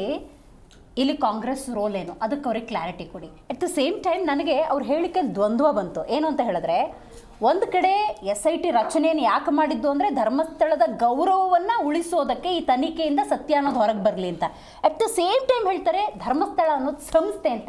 ಇದು ಹೆಂಗೆ? ಇದನ್ನ ದ್ವಂದ್ವನ ಅವ್ರ ತಲೆಯಲ್ಲಿ ಅವರೇ ಪ್ರಶ್ನೆ ಮಾಡ್ಕೋಬೇಕಾಗತ್ತೆ. ಅವಾಗ ಹೇಳಿದ್ರಲ್ಲ ನಾನು ಎಲ್ಲಾ ಗುಡಿಗಳಿಗೂ ಹೋಗಿದ್ದೀನಿ ಅಂತ. ನೀನ್ ಈ ಗುಡಿಗೂ ಅಂದ್ರೆ ನಾವು ದೇವಸ್ಥಾನ, ಈಶ್ವರನ ಸನ್ನಿಧಾನ ಏನಿರುತ್ತೆ ಅದನ್ನ ದೇವಸ್ಥಾನ ಅಂತಾನೆ ಕರೆಯುವಂತದ್ದು. ದೇವಸ್ಥಾನ ಅಂತ ಹೇಳುದು, ನಾವು ದೇವಸ್ಥಾನ ಅಂತ ಹೇಳುದು ಮೊದಲನೇ ಪಾಯಿಂಟ್. ಎರಡನೇ ಪಾಯಿಂಟ್ ಅವಾಗಲೇ ಹೇಳಿದಂತದ್ದು, ಯಾರೋ ಒತ್ತಡಕ್ಕೆ ಮುಖ್ಯಮಂತ್ರಿಗಳು SIT ಮಾಡಿದ್ರು. ಎರಡನೇದು. ಮೂರನೇದು ಬಂದ್ಬಿಟ್ಟು ಕರ್ನಾಟಕದಲ್ಲಿ ನಡೆಯುವಂತ ವಿದ್ಯಮಾನಗಳು ಅಲ್ ಜಹೀರಾ ಟಿವಿನಲ್ಲಿ, ಬಾಂಗ್ಲಾದೇಶ್ ಟಿವಿನಲ್ಲಿ, ಪಾಕಿಸ್ತಾನ ಟಿವಿನಲ್ಲಿ ಬರ್ತೈತಲ್ಲ, ಇದಕ್ಕೆ ಹೇಗೆ ಬಂತು? ನೋಡಿ, ಧರ್ಮಸ್ಥಳ ಅನ್ನೋದು ದೊಡ್ಡ ಇತಿಹಾಸ ಹೊಂದಿರುವಂತ ಕ್ಷೇತ್ರ ಅಲ್ವಾ? ಆದ್ರೆ ಪಾಪ ಈ ಬಂದಿರುವಂತಹ ಆರೋಪವನ್ನ ತೊಳೆಯೋದಕ್ಕೆ ಒಂದು SIT ರಚನೆಯಾಗಿದೆ. ಸಿದ್ದರಾಮಯ್ಯನವರು ದೊಡ್ಡ ಡಿಸಿಷನ್ ತಗೊಂಡ್ರು. ಸೂಕ್ಷ್ಮ ಹಾಗೂ ಗಂಭೀರ ವಿಚಾರ, ಇದನ್ನ ಬಹಳ ಮುತುವರ್ಜಿಯಿಂದ ನಡೆಸಬೇಕು ಅಂತ ನಡೆಸಿದಾರೆ, ನೀವು ತಗೊಳಕ್ಕಾಗಲ್ವಾ? ನಾವು ಅವ್ರ SIT ಮಾಡ್ಬೇಕಾದಾಗ ಧರ್ಮಸ್ಥಳದ ಧರ್ಮಾಧಿಕಾರಿಗಳು ಕೂಡ ನಮ್ಮ ಪಕ್ಷ ಕೂಡ ಸ್ವಾಗತ ಮಾಡಿದಂತದ್ದು. ಸ್ವಾಗತ ಆದ್ಮೇಲೆ ಅದ್ ಯಾವ ರೀತಿ ಅದಕ್ಕೆ ಹೋಗ್ಬೇಕು ಮೇಡಮ್? ಈಗ ಏನಂತಾರೆ, ಒಂದು ಬೆಂಗಳೂರಿನಲ್ಲಿ ಯಾವುದೋ ಒಬ್ಬ ಶಾಸಕರ ಮನೆಗೆ ಬೆಂಕಿ ಬಿತ್ತು. ಬೆಂಕಿ ಬಿದ್ದ ತಕ್ಷಣ ಯಾವ ರೀತಿಯಾದಂತ ಒಂದು ಏನಂತ ಇದು ಮಾಡ್ತಾ, ಆದ್ರೆ ಇಲ್ಲಿ ಒಂದು ಧರ್ಮಸ್ಥಳದ ಬಗ್ಗೆ ಒಬ್ಬ ಮೊಹಮ್ಮದ್ ಇವನವನು ವಿಡಿಯೋ ಮಾಡ್ತಾನೆ. ವಿಡಿಯೋ ಅದೆಲ್ಲ ಇಡೀ ಪ್ರಪಂಚಾದ್ಯಂತ ಇದಂತ ಏನ್ ಮಾಡ್ತಾರೆ. ಅವಾಗ ಧರ್ಮಕ್ಕೆ ಧಕ್ಕೆ ಆದಾಗ, ಲಕ್ಷಾಂತರ ಕೋಟ್ಯಾಂತರ ಜನರಿಗೆ ಭಾವನೆಗಳಿಗೆ ಧಕ್ಕೆ ಆದಾಗ, ಅಲ್ಲಿ ಒಂದು ಧರ್ಮಕ್ಕೆ ಧಕ್ಕೆ ಆದಾಗ ಇದಾಯ್ತು ಅಂದ್ರೆ ಎಲ್ಲಾ ಸಮಾಜಕ್ಕೆ, ಆ ಸಮಾಜಕ್ಕೆ ಬೆಂಬಲ ಕೊಟ್ರಿ. ಇಲ್ಲಿ ಕೋಟ್ಯಾಂತರ ಹಿಂದೂಗಳ ಭಾವನೆ ತುಂಬಿದಾಗ ಅವಾಗ ಯಾಕೆ ಆಕ್ಷನ್ ತಗೊಂಡಿಲ್ಲ? ಆಕ್ಷನ್ ತಗೊಂಡಿಲ್ಲ. ಚಿನ್ನಯ್ಯ ಬೇರೆ ಸಮುದಾಯ ಅಲ್ಲ, ಗಿರೀಶ್ ಮಟ್ಟಣ್ಣವರು ಬೇರೆ ಸಮುದಾಯ ಅಲ್ಲ, ಮಹೇಶ್ ತಿಮ್ರೋಡಿ ಬೇರೆ ಸಮುದಾಯ ಅಲ್ಲ, ಇದೇ ಒಂದು ಧರ್ಮಕ್ಕೆ ಸೇರಿದವರಲ್ವಾ ಮೇಡಮ್? ಧರ್ಮದ್ರೋಹಿಗಳು. ಆ ಧರ್ಮದ್ರೋಹಿಗಳು ಮಾಡಿದ್ರನ್ನ ಯಾಕೆ ಮಾಡಿದ್ರು? ಯಾರ ಒಂದು ಸಹಾಯದಲ್ಲಿ ಮಾಡಿದ್ರು? ಎಲ್ಲಿಂದ ಮಾಡಿದ್ರು? ಯಾವ ಫಂಡಿಂಗ್ ಮಾಡಿದ್ರು? ಇದ್ರ ಬಗ್ಗೆ ಇದು ಮಾಡ್ಬೇಕಾದಾಗ ಯಾವನೊಬ್ಬ ತಲೆ ಕೆಟ್ಟರೆ ಬುಡ ಹಿಡ್ಕೊಂಡು ಬಂದ್ಬಿಟ್ಟು ಅಲ್ಲಾಗಿ ಇಲ್ಲಾಗಿ ಅಂತ ನೂರಾರು ಇದು ಮಾಡ್ಬೇಕಾದಾಗ, ಅರೆ ಹಿಂದೂಗಳು ತಮ್ಮ ಭಾವನೆ, ತಮ್ಮ ಕ್ಷೇತ್ರದ ಭಾವನೆ ಬಗ್ಗೆ ಈ ತರ ಗುಂಡಿ ತೋಡಿ ನೂರಾರು ಜನರು ಅದನ್ನ ಅಸಹ್ಯ ತರ ಮಾತಾಡ್ಬೇಕಾದಾಗ ಧಕ್ಕೆ ಆಗುತ್ತೆ. ಧಕ್ಕೆ ಆದಾಗ ಆ ತಾಳ್ಮೆಗೆ, ಆ ತಾಳ್ಮೆ, ಆ ಧಕ್ಕೆ ಇದ್ರೆ ಬೇರೆಯವ್ರ ತರ ನಾವು ಕೊಟ್ಬಿಟ್ರಿ, ನಾವು ನಮ್ಮ ಕೈಲಿ ನೋಡ್ಕೋತೀವಿ ಅಂತ ಹೇಳ್ದ ಸಮಾಜಕ್ಕೆ ಸೇರಿದವರಲ್ಲ ನಾವು. ಆ ಸಮಾಜಕ್ಕೆ ಸೇರಿದವರಲ್ಲ ನಾವು. ತುಂಬಾ ತಾಳ್ಮೆ, ನಾವು ತುಂಬಾ ತಾಳ್ಮೆ. ನಾವು ನೆಗ್ಲೆಕ್ಟ್ ಮಾಡಕ್ ಆಗಲ್ಲ. ನೀವೇ SIT ಯಾವುದೋ ಒಂದು ದೊಡ್ಡ ಆಫೀಸರ್ ಆಗಿದ್ರೆ ಯಾರೋ ಒಬ್ಬ ಬುಡ ಹಿಡ್ಕೊಂಡ್ಬಂದು ದೊಡ್ಡ ಸಂಸ್ಥೆ ಬಗ್ಗೆ ಆರೋಪ ಮಾಡಿದಾಗ ನೀವು ಅದನ್ನ ಸೀರಿಯಸ್ ಆಗಿ ತಗೋತೀರಿ. ಅದು ಕುಮಾರ್ ಗೌಡ್ರೆ, ಹಂಗ್ ನೆಗ್ಲೆಕ್ಟ್ ಮಾಡಕ್ ಆಗಲ್ಲ ಮೇಡಮ್. ನಾವ್ ಹೇಳ್ತಾ ಇರೋದು ಏನು ಅಂತಂದ್ರೆ, ಆ ತನಿಖೆಯ ರೀತಿಯನ್ನು ನೋಡ್ತಾ ಇದ್ದಾಗ who is leading the SIT? ಆ ಬುಡೆ ಅವನು ದಿನ ಬೆಳಗ್ಗೆ ಎದ್ದು ಬಂದ್ಬಿಟ್ಟು 11 ಗಂಟೆಗೆ ಬಂದು ತೋರಿಸ್ತಾನೆ, ಇದು ಮಾಡ್ತಾನೆ. ಮತ್ತೆ ಸಂಜೆಯಲ್ಲಿ ಹೋಗ್ತಾ ಇದ್ದ, ಯಾರೋ ಒಂದು ಆಶ್ರಯದಲ್ಲಿ ಇದ್ದ, ವಿಟ್ನೆಸ್ ಆಕ್ಟ್ ಅಲ್ಲಿ ಇತ್ತು ಅಂತ ನಾವ್ ಹೇಳ್ತೀವಿ. ಆದ್ರೆ ಯಾರ ಆಶ್ರಯಲ್ಲಿ ಇದ್ದ? ಇವತ್ತು ಅವನ ಜೊತೆ ಇದ್ದಂತ ಯಾರು ಲಾಯರ್ಗಳು ಕಣ್ಮರೆ ಆದ್ರು. ಯಾಕೆ ಕಣ್ಮರೆ ಆದ್ರು? ಇಲ್ದೇ ಇರುವಂತ ಕೂಸು, ಇಲ್ದೇ ಇರುವಂತ ಅನನ್ಯ ಭಟ್ನ ಇದು ಮಾಡಿದಂತದ್ದು ಯಾಕೆ ಆಕ್ಷನ್ಸ್ ತಗೊಂಡಿಲ್ಲ? ಇದುವರೆಗೂ ನಡೆದಂತ ತನಿಖೆಯಲ್ಲಿ ಸೀರಿಯಸ್ ಆಗಿ ಇನ್ವೆಸ್ಟಿಗೇಷನ್ಸ್ ಮಾಡ್ದಿರಾ, ಅವನ್ನ ಅರೆಸ್ಟ್ ಮಾಡ್ದಿರಾ ಹೊರಗಡೆ ಬಿಟ್ಟಿರುವಂತದ್ದಕ್ಕೆ ಸಂಶಯ ಮಾಡುತ್ತೆ. ಅದ್ರ ಜೊತೆಗೆ ಬಾಲನ್ ಅಂತ 2 ಜನಗಳು ಬೆಂಗಳೂರಲ್ಲಿ ಬಿಂದು ಮಾಡ್ತಾರೆ, ಧೈರ್ಯವಾಗಿ ಹೇಳ್ತಾರೆ ಅದ್ರ ಬಗ್ಗೆ ನಾನು ಲೆಫ್ಟಿಸ್ಟ್ ಏನ್. ಆಮೇಲೆ ನಾವು ಕೇಳೋಂಥದ್ದು ಧರ್ಮಸ್ಥಳದ ವಿಚಾರವಾಗಿ ಕೇರಳದ ಅಸೆಂಬ್ಲಿನಲ್ಲಿ ಅವ್ರಿಗೂ ಧರ್ಮಸ್ಥಳಕ್ಕೆ ಏನ್ ಸಂಬಂಧ? ಅವ್ರಿಗೂ ಧರ್ಮಸ್ಥಳಕ್ಕೆ ಸಂಬಂಧ. ಮೊನ್ನೆ ನಡೆದಂತ ಓನಂ ಇದ್ರಲ್ಲಿ ಹೇಳ್ತಾರೆ ಇದು ನೀವು ಆಚರಿಸಬಾರ್ದು, ಹೋಗ್ಬಾರ್ದು ಅನ್ನೋದು. ಅಲ್ಲಿ ಧಾರ್ಮಿಕ ಧಕ್ಕೆಗೆ ಇದು ಬರುತ್ತೆ, ಇಲ್ಲೇನ್ ಬರಲ್ವಾ? ಅದಲ್ಲಿ ಏನ್ ಹಿಂದೂಗಳಲ್ಲಿ ಬಿಟ್ಟಿಗೆ ಬಿದ್ದಿದಾರ? ಇದು ನಮ್ಮ ಪ್ರಶ್ನೆ. ಏನ್ ಬೇಕಾದ್ರೂ ಸೆಕ್ಯುಲರ್ ಅಂತ ಹೆಸರಿನಲ್ಲಿ ಆಟ ಆಡುವಂತದಕ್ಕೆ ಬಿಡಲ್ಲ, ನಿಮ್ಮ ಆಟ ನಡೆಯಲ್ಲ ಅಂತ ಹೇಳ್ತಾ ಇರೋಂಥದ್ದು JDS ವಕ್ತಾರ ಹೇಳಬೇಕು. ಜೊತೆಯಾಗಿ ಯಾವುದೇ ಸಮಾವೇಶ ಅಂದ್ರೆ ಹೋರಾಟಗಳು ಅಂದ್ರೆ ಹೋಗ್ತಾ ಇದ್ರಿ, ನೀವೇಗ ಈಗ ಪ್ರತ್ಯೇಕವಾಗಿ ಹೊರಟಿರೋದು? ಅಲ್ಲ, ಪ್ರತ್ಯೇಕನ ವಿಚಾರ ಅಲ್ಲ. ಈಗ ಈ ಸಾಂದರ್ಭಿಕವಾಗಿ ಮಾಡುವಂತ ನಮ್ದು ಜವಾಬ್ದಾರಿ ಇದೆ, ಈ ಸಮಾಜದಲ್ಲಿ ಜವಾಬ್ದಾರಿ ಇದೆ, ರಾಜ್ಯದಲ್ಲಿ ಜವಾಬ್ದಾರಿ ಇದೆ. ಜವಾಬ್ದಾರಿ ರೀತಿಯಾಗಿ ಇವತ್ತು ನೀವು ರಾಜ್ಯದಲ್ಲಿ ನೋಡಿರ್ಬೋದು, ಮಾಡಿರೋ ಎಲ್ಲ ಹಗರಣ ಕೂಡ ಇವತ್ತು ನಿಖಿಲ್ ಕುಮಾರಸ್ವಾಮಿಗಳು ಜಿಲ್ಲೆ ಹೋಗಿ ತಾಲೂಕು ಹೋಗಿ ಪ್ರಚಾರ ಮಾಡ್ತಾರೋದು ನೋಡಿದ್ರಿ. ಸರ್ಕಾರದ ನಡೆಯುವಂಥ ದುರಾಡಳಿತ ಬಗ್ಗೆ ಮಾತಾಡಿರೋದು ನೋಡಿದ್ರಿ. ಎಲ್ಲ ದಿನನಿತ್ಯ ನಮ್ದು ಹೋರಾಟ ಇದೆ. ಇವತ್ತೇನು ಒಂದು ದಿವಸ ಕೂಡ ನಿಖಿಲ್ ಕುಮಾರಸ್ವಾಮಿ ಎಲ್ಲೂ ಕುಂತಿಲ್ಲ. ಈ ರಾಜ್ಯದಲ್ಲಿ ನಡೆಯುವಂಥ ಭ್ರಷ್ಟಾಚಾರ, ಬ್ರಹ್ಮಾಂಡ ಭ್ರಷ್ಟಾಚಾರನ ಇವತ್ತು ಮುಂದೆ ತಗೊಂಡೋಗಿ ಜನಕ್ಕೆ ನಿಜವಾದ ಸ್ವರೂಪವನ್ನು ತೋರಿಸ್ತಾ ಇದ್ದಾರೆ. ಈ 5 ಗ್ಯಾರಂಟಿಗಳಾಗಿರುವಂಥ ಲೋಪದೋಷಗಳು, ಅಭಿವೃದ್ಧಿ ಇಲ್ಲದೆ ಕುಂಠಿತ ಆಗಿರೋದು, ಕ್ಷೇತ್ರಗಳಿಗೆ ಅನುದಾನಗಳಿಲ್ಲ. ಇವತ್ತು ಸದನದಲ್ಲಿ ಕೂಡ 50 ಕೋಟಿ ಕೊಡಿ ಅಂತ ಕೇಳ್ಕೊಳ್ಳೋಂಥ ರೀತಿ. JDS ಅಲ್ಲಿರೋ ಶಾಸಕರು ಏನಾದರೂ ಮಾತಾಡೋಕೆ ಹೋದ್ರೆ ಅಲ್ಲಿರೋಂಥ ಸ್ಪೀಕರು ಕುತ್ಕೊಳ್ರಿ ಅಂತೇಳಿ ಅವ್ರನ್ನ ಮಾತನ್ನ ನಿಲ್ಸೋಂಥ ಧ್ವನಿನ ಕಡಿಮೆ ಮಾಡ್ತಾ ಧ್ವನಿನ ಎಲ್ಲ ಒಂದು ಕಡೆ ನಿಲ್ಸೋಂಥ ಪ್ರಯತ್ನ ಮಾಡೋದು. ಇವೆಲ್ಲ ಭ್ರಷ್ಟಾಚಾರದ ಕೂಪ. ಹಾಗಾಗಿ ನಿಖಿಲ್ ಕುಮಾರಸ್ವಾಮಿ ಅವರು ರಾಜ್ಯದ ಪ್ರತಿಯೊಂದು ಜಿಲ್ಲೆಗೆ ಹೋಗಿ ಇವತ್ತು ಭ್ರಷ್ಟಾಚಾರ ಬಗ್ಗೆ ವಿಸ್ತಾರವಾಗಿ ಹೇಳಿರುವಂಥದ್ದು ರಾಜ್ಯದಲ್ಲಿ ನೋಡಿದ್ವಿ. ಇವತ್ತು ಇವ್ರು SIT ಟೀಮ್ ಮಾಡಬೇಕಾದ್ರೆ ಕ್ಷೇತ್ರಕ್ಕೂ ಕೂಡ ನೈತಿಕ ಬೆಂಬಲ ಕೊಡೋ ನಿಟ್ಟಿನಲ್ಲಿ ನಿಮ್ಮ ಸಂಚಾರ ಆಗಿತ್ತು ಅನ್ನೋದಾದ್ರೆ ನೀವು ನಿಮ್ಮ ಸ್ನೇಹಿತರ ಜೊತೆಗೆ ಸೇರ್ಕೊಂಡು ಇನ್ನೂ ನಾವೆಲ್ಲ ಪ್ರೆಸ್ ಮೀಟ್ ಮಾಡೋಕೆ ಜೊತೆಲೆ ಮಾಡ್ತೀವಲ್ಲ, ಯಾವ್ದೋ ಒಂದು ಭ್ರಷ್ಟಾಚಾರ ದೊಡ್ಡ ಭ್ರಷ್ಟಾಚಾರದ ಜೊತೆಲೆ ಮಾಡ್ತೀವಲ್ಲ, ಭ್ರಷ್ಟಾಚಾರ ಮಾಡ್ತಾ ಇದೀವಿ. ಈಗ ನೋಡಿ ಇಲ್ಲಿ ಎಲ್ಲಾ ರೀತಿಯಾದ ನಾವು ಮೈತ್ರಿ ಸರ್ಕಾರ ಮಾಡ್ತಾ ಇದೀವಿ. ಕೆಲವು ಕಾರ್ಯಗಳಲ್ಲಿ ನಾವು ಇಂಡಿವಿಜುವಲ್ ಆಗು ಮಾಡ್ತೀವಿ, ಕೆಲವು ಕಾರ್ಯಗಳನ್ನ ಜೊತೆ ಸೇರ್ಕೊಂಡು ಮಾಡ್ತೀವಿ. ಹೀಗೆ ಮಾಡ್ಬೇಕಂತ ಅಮೆಂಡ್ಮೆಂಟ್ ಇಲ್ಲ. NDA ಸರ್ಕಾರದಲ್ಲಿ ಅದೇ ರಾಜಕೀಯ ಒಂದು ವಿಚಾರ. ಇವತ್ತು SIT ಟೀಮ್ ಮಾಡಿದ್ರಲ್ಲ, ಇವತ್ತು ಯಾಕೆ SIT ಟೀಮಲ್ಲಿ ನ್ಯಾಯಮೂರ್ತಿಗಳು ಸೇರಿಸಿಲ್ಲ? ಈ SIT ಟೀಮ್ಗೆ ಯಾಕೆ ನ್ಯಾಯಮೂರ್ತಿಗಳು ತಂದಿಲ್ಲ? ಇವತ್ತು ಇನ್ನೊಂದು ಯಾವ್ದು SIT ಟೀಮಲ್ಲಿ ನೀವು ನಿವೃತ್ತಿ ನ್ಯಾಯಮೂರ್ತಿಗಳು ತಂದು ನೀವು SIT ಟೀಮ್ ಪರವಾಗಿ ಮಾಡ್ಕೊಂಡ್ರಲ್ಲ, ಇದ್ರಲ್ಲಿ ಯಾಕೆ ತಂದಿಲ್ಲ? ರೈಟ್ ನಂಗೆ ಯದುಕುಮಾರ್ ಗೌಡ್ರ ಇನ್ನೊಂದು ಕ್ಲಾರಿಫಿಕೇಶನ್ ಬೇಕು. DK ಶಿವಕುಮಾರ್ ಅವರು ಒಂದು ವಿಷಯವನ್ನು ಪ್ರಸ್ತಾಪ ಮಾಡಿದ್ದಾರೆ. SIT ರಚನೆ ಮಾಡೋದಕ್ಕೆ ಆಗ್ರಹಿಸಿದ್ದೇ BJಪಿಯವರು ಅಂತ SIT ಮಾಡಿದ್ದೀವಿ. ರಿಪೋರ್ಟ್ ಬರಲಿ ತಡೀರಿ, ಆಗಲೇ NIAಗೆ ಹೊರಟುಬಿಟ್ರಲ್ಲ ನೀವು ಯಾಕೆ? ಹೌದು ಮೇಡಮ್, ರಿಪೋರ್ಟ್ ಬರೋದು ಕರೆಕ್ಟ್. ರಿಪೋರ್ಟ್ ಬಂದಾಗ ಅದು ಒಂದ್ ನಿಮಿಷ ಇಂಟರಿಮ್ ರಿಪೋರ್ಟ್ ಒಂದಿರುತ್ತೆ, ಫೈನಲ್ ರಿಪೋರ್ಟ್ ಒಂದಿರುತ್ತೆ. ಆದ್ರೆ ಇದ್ರ ಬಗ್ಗೆ ಪ್ರಶ್ನೆ ಮಾಡ್ತಾ ಇರಬೇಕಾದಾಗ, ತನಿಖೆ ನಡೀತಾ ಇರಬೇಕಾದಾಗ ಇದರಲ್ಲಿ ಒಂದು ದೊಡ್ಡ ಷಡ್ಯಂತ್ರ ಅಂತ ಪದನ ಉಪಯೋಗಿಸಿದಂಥದ್ದು ಯಾರು ಉಪಯೋಗಿಸಿದಂಥದ್ದು? ಇದೇ DK ಶಿವಕುಮಾರ್. ಸರ್ಕಾರದ ಭಾಗವಾಗಿ ಸರ್ಕಾರದ ಇರುವಾಗಿರ್ಬೇಕಾದಾಗ ನೀವು ಷಡ್ಯಂತ್ರ ಅಂತಂದಾಗ, ಷಡ್ಯಂತ್ರ ನಾವು ವಿರೋಧ ಪಕ್ಷವಾಗಿ ಒಬ್ಬ ಹಿಂದೂ ಧಾರ್ಮಿಕವಾಗಿ ನಾನ್ ಕೇಳ್ತಾ ಇದ್ದೀನಿ, ಏನ್ ಷಡ್ಯಂತ್ರ ಸರ್? DK ಶಿವಕುಮಾರ್ ಅವರೇ, ಏನ್ ಷಡ್ಯಂತ್ರ? ಒಂದ್ ನಿಮಿಷ ತಿಮ್ರೋಡಿ ಅವ್ರನ್ನ ಕೇಳಿ ಷಡ್ಯಂತ್ರ ಅಂದ್ರೆ ಏನು ಅಂತ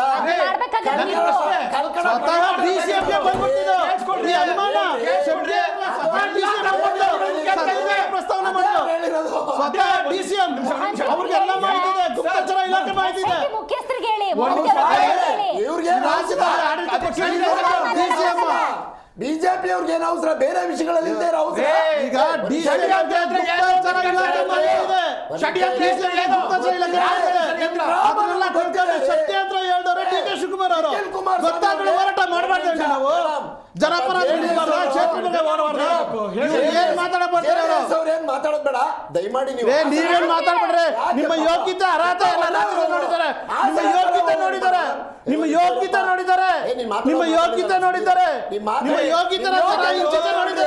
ಭ್ರಷ್ಟಾಚಾರದಲ್ಲಿ ನಿಂತಿರೋ ನೀವು, ಭ್ರಷ್ಟಾಚಾರ ಮಾಡ್ತಾರೆ ನೀವು, 5 ಗ್ಯಾರಂಟಿ ದ್ರೋಹ ಮಾಡ್ತಾರೆ ನೀವು, ರಾಜ್ಯದ ಜನರ ದ್ರೋಹ ಮಾಡ್ತಾರೆ, ಮಾಡಿ 5 ಗ್ಯಾರಂಟಿಗಳು ವಿಫಲ ಮಾಡ್ತಾರೆ ನೀವು, ದ್ರೋಹ ಮಾಡ್ತಾರೆ ನೀವು, ರಾಜ್ಯ ಜನ ಮೋಸ ಮಾಡ್ತಾರೆ ನೀವು. ಲೂಟಿ ಸರ್ಕಾರ, ಭ್ರಷ್ಟ ಸರ್ಕಾರ, ಇವತ್ತೆಲ್ಲ ಬೇಲ್ ಮೇಲೆ ಇದಾರಲ್ಲ ಇವರೆಲ್ಲ, ಅವ್ರಿಗೆ ಇವತ್ತು ಬೇಲ್ ಮೇಲೆ ಇದಾರಲ್ಲ, ಬೇಲ್ಗಳು. ನಿಮ್ಮ ಸರ್ಕಾರದಲ್ಲಿ ನಿಮ್ಮ ಎಲ್ಲ ಬೇಲ್ ಮೇಲೆ ನಿಂತಿದ್ದಾರೆ.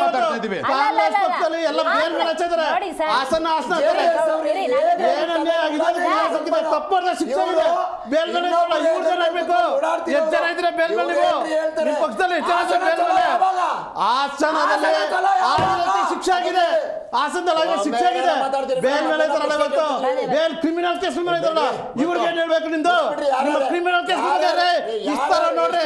ನಿಮ್ಮ ಕಾಂಗ್ರೆಸ್ ಪಕ್ಷದಲ್ಲಿ ಎಷ್ಟು ಶಾಸಕರಿದೆ ಕ್ರಿಮಿನಲ್ ಕೇಸ್ ಇದೆ, ಕ್ರಿಮಿನಲ್ ಕೇಸ್ ಎಷ್ಟಿದಾವೆ? ನಿಮ್ಮ ಕಾಂಗ್ರೆಸ್ ಸರ್ಕಾರದ ಶಾಸಕರ ಮೇಲೆ ಕ್ರಿಮಿನಲ್ ಕೇಸ್ ಎಷ್ಟಿದಾವೆ? ನಿಮ್ಮ ಕಾಂಗ್ರೆಸ್ ಸರ್ಕಾರದಲ್ಲಿ ಕ್ರಿಮಿನಲ್ ಕೇಸ್ ಎಷ್ಟಿದಾವೆ? ಅದನ್ನ ನೋಡ್ರಿ. ಹಾಸನ ಮಾತಾಡಿ. ಒಂದ್ ನಿಮಿಷ ಇರಿ ನೋಡಿ ಸರ್, ಬಿಡೋದೇನ್ರಿ? ನಿಮ್ ಯೋಗ್ಯತೆ ಹೇಳ್ತಾ ಇದ್ರೆ ನೀವು ಅರ್ಹತೆ ಯೋಗ್ಯತೆ ತಪ್ಪಾದ ಶಿಕ್ಷೆ ಆಗಿದೆ. ನಿಮ್ಮ ಯೋಗ್ಯತೆ ಕಾಂಗ್ರೆಸ್ ಪಕ್ಷದಲ್ಲಿ 8 ಜನ ಬೇಲ್ ಮೇಲೆ ಹಾಕಿದ್ದಾರೆ, ಇವತ್ತೆಲ್ಲ ಬೇಲ್ ಮೇಲೆ ಹಾಕಿದ ಕಾಂಗ್ರೆಸ್ ಪಕ್ಷದ ಎಲ್ಲ ಶಾಸಕರು ಬೇಲ್ ಮೇಲೆ ಇದ್ದಾರೆ, ಬೇಲ್ ಮೇಲೆ ಕಾಂಗ್ರೆಸ್ ಪಕ್ಷದ ಎಲ್ಲ ಕಾಂಗ್ರೆಸ್ ಪಕ್ಷದ ಎಲ್ಲರೂ ಬೇಲ್ ಮೇಲೆ ಇದ್ದಾರೆ, ಕಾಂಗ್ರೆಸ್ ಪಕ್ಷದ ಎಲ್ಲ ಕ್ರಿಮಿನಲ್ ಕೇಸ್ ಮೇಲೆ ಬೇಲ್ ಮೇಲೆ ಇದ್ದಾರೆ, ಕಾಂಗ್ರೆಸ್ ಕೇಸ್ ಬೇಲ್ ಮೇಲೆ ಇದ್ದಾರೆ, ಕ್ರಿಮಿನಲ್ ಕೇಸ್ ಮೇಲೆ ಇದ್ದಾರೆ. ಇವತ್ತು ಧರ್ಮಸ್ಥಳದ ಬಗ್ಗೆ ಮಾತಾಡ್ತಾ ಇದೀವಿ, ಧರ್ಮಸ್ಥಳದ ಬಗ್ಗೆ ಮಾತ್ರ ಮಾತಾಡೋಣ. ಹಾಸನ ಬಗ್ಗೆ ಯಾಕೆ ಮಾತಾಡ್ತೀರಿ? ತಪ್ಪು ಮಾಡಿದ್ರೆ ಶಿಕ್ಷೆ ಆಗುತ್ತೆ. ನೀವು ಮಾತಾಡ್ಬೇಡ್ರಿ, ನಿಮ್ಮ ಯೋಗ್ಯತೆ ಬಗ್ಗೆ ಮಾತಾಡ್ರಿ. ಧರ್ಮಸ್ಥಳದ ವಿಷಯದಲ್ಲಿ ಬಿಜೆಪಿ ಮತ್ತು JDS ಅವರಿಗೆ SIT ರಚನೆಯಿಂದ ಹಿಡಿದು ಅಲ್ಲಿನ ತನಿಖೆ ಬಗ್ಗೆ ಮಧ್ಯಂತರ ವರದಿವರೆಗೂ ಅವರಿಗೆ ಆಕ್ಷೇಪ ಇದೆ. ಆಯ್ತಾ? ನೀವು ಧರ್ಮಸ್ಥಳದ ವಿಷಯದಲ್ಲಿ ಒಂದು ಆರೋಪವನ್ನು ಹೊತ್ಕೊಂಡಿದ್ದೀರಿ. ಈಗ ಇದ್ರ ಜೊತೆಗೆ ಅದೇ ಅವ್ರ ಬೇಸರ ಇದೆ, ಪ್ರತಿಪಕ್ಷದ ಸರಿಯಾದ ಉತ್ತರ ಕೊಡ್ಬೇಕು. ಒಂದೇ ನಿಮಿಷ ನೋಡಿ ಸರ್, ಚಾಮುಂಡೇಶ್ವರಿ ವಿಷಯದಲ್ಲೂ ಕೂಡ ಚಾಮುಂಡಿ ವಿಷಯದಲ್ಲೂ ಕೂಡ ಇದು ಹಿಂದೂಗಳ ಸತ್ತಲ್ಲ ಅಂತೀರಿ. ಹೆಂಗ್ ನಂಬೇಕು? SIT ಟೀಮ್ ಅಲ್ಲಿ ನ್ಯಾಯಮೂರ್ತಿಗಳು ಯಾಕೆ ತಂದಿಲ್ಲ? ಯಾಕಂದ್ರೆ ಅಲ್ಲಿ ನ್ಯಾಯಮೂರ್ತಿಗಳು ಆದೇಶ ಮಾಡಿಲ್ಲ. ಉತ್ತರ ಕೊಡಿ ಸರ್. ಮೇಡಮ್ ಸುಮ್ಮನೆ ಹಾಕಿರ್ಬೇಕ್ರೆ ನಿಮ್ಮ ಯೋಗ್ಯತೆ ಹೇಳ್ರಿ, ನಿನ್ನ ಯೋಗ್ಯತೆ ನಿಮ್ಮ ಯೋಗ್ಯತೆ ಮಾತಾಡ್ರಿ. SIT ಟೀಮ್ ಮಾಡ್ರಲ್ಲ, ನೀನ್ ಕುತ್ಕೊಳ್ಳಯ್ಯ ಸುಮ್ನೆ, ನೀನ್ ಕುತ್ಕೊಳ್ಳಯ್ಯ ಸುಮ್ನೆ, ನಿನಗೇನ ಗೊತ್ತ ಮಾತಾಡಕ್ಕೆ?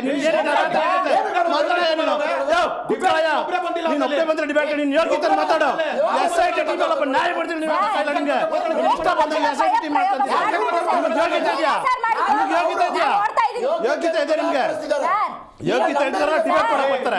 ಒಂದ್ ತಲೆ ಖಾಲಿ ಡಬಲ್ ಕೂತ್ಕೊಂತಾರೆ. 20 ವರ್ಷ 30 ವರ್ಷ ಬಾಳ್ತಾ ಇದಾರೆ ಇವ್ರು, JDS ಬಾಳ್ತಾ ಇದಾರೆ. ಇವ್ರು ಯೋಗ್ಯತೆ ಬೆಳೆಸ್ಕೊಂಡ್ರೆ JDS ಬರ್ತಿಂದ ಯೋಗ್ಯತೆ ಇರ್ತಾರಲ್ಲ ಮಾತಾಡ್ತಾರೆ ಇವತ್ತು JDS ಬಗ್ಗೆ. 25-30 ವರ್ಷ ನೀವು JDS ಬಾಳ್ತಾ ಇದ್ದಾರೆ. ನೀವು ಯೋಗ್ಯತೆ ಎಲ್ಲ ರಾಜ್ಯ ಜನ ಗೊತ್ತು. ಆಯ್ತಪ್ಪ, ರಾಜ್ಯಪಾಲರು ಕೇಳಿ ಯಾಕೆ SIT ನ್ಯಾಯಮೂರ್ತಿಗಳು ಯಾಕೆ ತಂದಿಲ್ಲ ನಿಮ್ದ್ರಲ್ಲಿ? SIT ಡಿಬೇಟ್ ನ್ಯಾಯಮೂರ್ತಿ ಯಾಕೆ SIT ಡಿಬೇಟ್ ತಂದ್ರೆ ನೀವು? ಇವ್ರು ಮಾಡ್ತೀವಿ ಯೋಗ್ಯತೆ ಬಗ್ಗೆ ದಿನಕ್ಕೊಂದೊಂದು ಸಬ್ಜೆಕ್ಟ್ ಧಾರ್ಮಿಕ ವಿಚಾರ ಬಗ್ಗೆ ತರ್ತಾ ಇದ್ದೀರಿ. ಪದ ಯಾಕೆ ಬಳಸ್ತಾ ಇದ್ದಾರೆ? ನಿಮ್ಮ ಯೋಗ್ಯತೆ ತಿಳ್ಕೊಂಡು ಮಾತಾಡ್ತಾ ಇದೀವಿ, ತಿಳ್ಕೊಂಡು ಮಾತಾಡ್ತಾ ಇದೀವಿ. ಇವರು ಧರ್ಮಸ್ಥಳ ಬಗ್ಗೆ ಮಾತಾಡಿದ್ರೆ ಹಾಸನ ಬಗ್ಗೆ ಮಾತಾಡ್ತಾರೆ, ಹಾಸನ ಬಗ್ಗೆ ಚೆನ್ನಾಗಿ ಓದೋದು ಕೇಳ್ತಾರೆ. ಅಯೋಗ್ಯತೆ ಇದೆ, ಅಯೋಗ್ಯತೆ ಎದ್ದು ಕಾಣಿಸ್ತಾ ಇದೆ, ಅಯೋಗ್ಯತೆ ಎದ್ದು ಕಾಣಿಸ್ತಾ ಇದೆ, ನಿಮ್ಮ ಅಯೋಗ್ಯತೆ ಎದ್ದು ಕಾಣಿಸ್ತಾ ಇದೆ. ಹೌದು, ಇವ್ರು ಹಾಸನ ಬಗ್ಗೆ ಮಾತಾಡ್ತಾರಲ್ಲ, ಧರ್ಮಸ್ಥಳ ಬಗ್ಗೆ ಡಿಬೇಟ್ ಮಾಡಿದ್ರು. ಹಾಸನ ಬಗ್ಗೆ ಧರ್ಮಸ್ಥಳಕ್ಕೆ ಏನು ವ್ಯತ್ಯಾಸ ಇಲ್ಲಿ? ಧರ್ಮಸ್ಥಳ ವಿಚಾರ ಮಾತಾಡ್ಬೇಕಲ್ವಾ? ಹಾಸನ ಬಗ್ಗೆ ಮಾಡಿ ತಪ್ಪು ಶಿಕ್ಷೆ ಆಗಿದೆ, ಬೇರೆ ಮೇಲೆ ಕ್ರಿಮಿನಲ್ ಕೇಸ್ ಬೇರೆ ಹಾಕಿದ್ರಲ್ಲ, ಇವ್ರಿಗೆ ಏನ್ ಹೇಳ್ಬೇಕು? ಆಯ್ತು, ಈಗ SIT ಇಂದ ಏನೇನಾಗಬೇಕಾದ ಆಗಿದೆ ತಾನೇ ಹಾಸನ ಪ್ರಕರಣ. ಇವತ್ತು SIT ಟೀಮ್ ಅಲ್ಲಿ ನ್ಯಾಯಮೂರ್ತಿಗಳು ಯಾಕೆ ತಂದಿಲ್ಲ ಅನ್ನೋದು ಪ್ರಶ್ನೆ. ರೈಟ್, ಉತ್ತರ ಕೊಡ್ತಾರೆ ನೋಡಿ, ಹೇಳಿ ಸರ್. ಮೇಡಮ್, ಇದು ಕೋರ್ಟ್ನ ಮಾನಿಟರಿಂಗ್ನಲ್ಲಿ ಅವರು ಹಾಕ್ಕೊಂಡಿರೋ 164 ಸ್ಟೇಟ್ಮೆಂಟ್ ಆಧಾರದಡಿಯಲ್ಲಿ ಕರ್ನಾಟಕ ರಾಜ್ಯ ಸರ್ಕಾರ ಇದನ್ನು ತಡ ಮಾಡಿದ್ರೆ ಸರ್ಕಾರಕ್ಕೆ ನಾಳೆ ದಿನ ಈ ಟೀಮೇ ಅಂತ ಉಯಿಲೆಬ್ಬಿಸ್ತಾರೆ ಕರ್ನಾಟಕ ತುಂಬ ಅಂತ ಹೇಳಿ, ಮತ್ತು ಹಲವಾರು ಜನರ ಬೇಡಿಕೆ, ಮತ್ತು ಈಗೇನು ಸಾಮಾಜಿಕ ಜಾಲತಾಣಗಳಲ್ಲಿ ಹಲವಾರು ತಪ್ಪು ಸಂದೇಶಗಳನ್ನು ರವಾನೆ ಮಾಡ್ತಿದ್ರು, ಅದಕ್ಕೆಲ್ಲ ಒಂದು ತಿಲಾಂಜಲಿ ಹಾಡಬೇಕು ಅಂತ ಹೇಳಿ ಕರ್ನಾಟಕ ಸರ್ಕಾರ ಒಂದು ಸರಿಯಾದ ಕ್ರಮ ತೆಗೆದುಕೊಂಡ್ರೆ, ಅದಕ್ಕೂ ಇವರು ಈ ಥರ ಮಾಡಿಬಿಟ್ರೆ ಇದು ನಮಗೂ ಅದಕ್ಕೆ ಆಮೇಲೆ ಅಲ್ಲ ಅದು ನೋಡಿ ಒಂದು ನಿಮಿಷ, ಅದು SIT ಮಾಡುತ್ತೆ ಆ ಕೆಲಸ, ಯಾರ್ಯಾರು ಎಲ್ಲೆಲ್ಲಿ ಕಡಿವಾಣ ಹಾಕಬೇಕು ಏನೇನು ಮಾಡಿ. ಮೇಡಮ್, ಅವ್ರ ಜವಾಬ್ದಾರಿ ಅದು, ನಮ್ಮ ಜವಾಬ್ದಾರಿ. ನಾವೀಗಾಗಲೇ ತನಿಖೆಗೆ ಅದು ಹೈಕೋರ್ಟ್ ಇದು ಕೋರ್ಟ್ನ ಮಾನಿಟರಿಂಗಲ್ಲಿ ಏನು ನಡೀತಾ ಇದೆ ಅದು ಆ ತಂಡ ಮಾಡುತ್ತೆ. ಒಂದು ಅಲ್ಲಿ ವ್ಯಕ್ತಿಗಳು, ಇವ್ರು ಹೇಳ್ತೀನಿ ನಮ್ಮ ಹೆಸರು ಬಳಸಿರೋದಕ್ಕೆ ನಾನು ಹೇಳ್ತಾ ಇದ್ದೀನಿ, ವ್ಯಕ್ತಿಗಳು RSSನ ವ್ಯಕ್ತಿ, ಮೋರ್ಚಾದ ಅಧ್ಯಕ್ಷ ಆಗಿದ್ದು, ಅವ್ರು ನಡೆಸಿರೋ ಕಾನ್ಸ್ಪರೆನ್ಸಿನ ಜನರ ಮುಂದೆ ಇವ್ರು ಹೇಳ್ತಿರೋದೆಲ್ಲ ಸುಳ್ಳು ಸರಿನೋ ಅಂತ ತನಿಖೆಗೆ ಒಳಪಡಿಸಿ ಹೇಳ್ರಪ್ಪ ಅಂತ ಒಂದು ರಾಜ್ಯ ಸರ್ಕಾರ ಒಂದು ಗಂಭೀರವಾಗಿ ತೆಗೆದುಕೊಂಡದನ್ನ ಒಂದು ಕರ್ನಾಟಕದಲ್ಲಿ ಈ ತರದೊಂದು ಮತ್ತೆ ಎಲ್ಲೂ ನಡೀಬಾರ್ದು ಅಂತ ಹೇಳಿ ಕೊಟ್ಟಾದ್ಮೇಲೆ ನಮ್ಮ ಹೆಸರು, ನಮಗೂ ಅದಕ್ಕೆ ಸಂಬಂಧ ಏನಿದೆ? ನಮ್ಮ ಹೆಸರನ್ನ ಕೇಳ್ತಿರ್ತೀರಿ, ನಾನು ಕೇಳ್ತಿರೋ ಪ್ರಶ್ನೆ ಉತ್ತರ ಕೊಡ್ತಾ ಇದ್ದೀನಿ ಸರ್. ಜನರದೊಂದು ಪ್ರಶ್ನೆ ಇದೆ, ಬಿಜೆಪಿ ಅವ್ರದ್ದು ಒಂದು ಪ್ರಶ್ನೆ ಇದೆ. ಅವ್ರು ಎಲ್ಲದಕ್ಕೂ ಬಿಡಿ ಇನ್ನೊಬ್ಬರ ಮೇಲೆ ಹಾಕೋದು ಹೇಳಿ ಹೇಳ್ರಿ, ಅದೇ ಕೆಲಸ ನಮ್ಮೆಲ್ಲ ಕೇಳ್ತೀರಂಗಿದ್ರೆ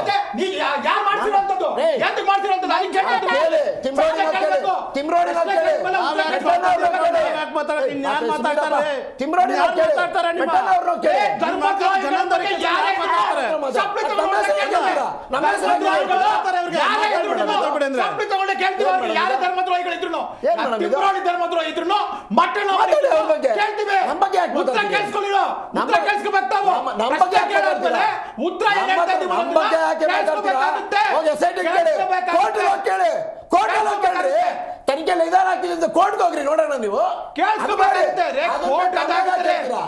ಮೇಡಮ್ ಇದು ಸರಿನಾ ಇಲ್ವಾ? ಕೋರ್ಟ್ ಹೋಗಿ ಕೇಳಿ, ತನಿಖೆ ನಿಧಾನ ಆಗ್ತಿದ್ಯಾ? ಕೇಳ್ತೀರಿ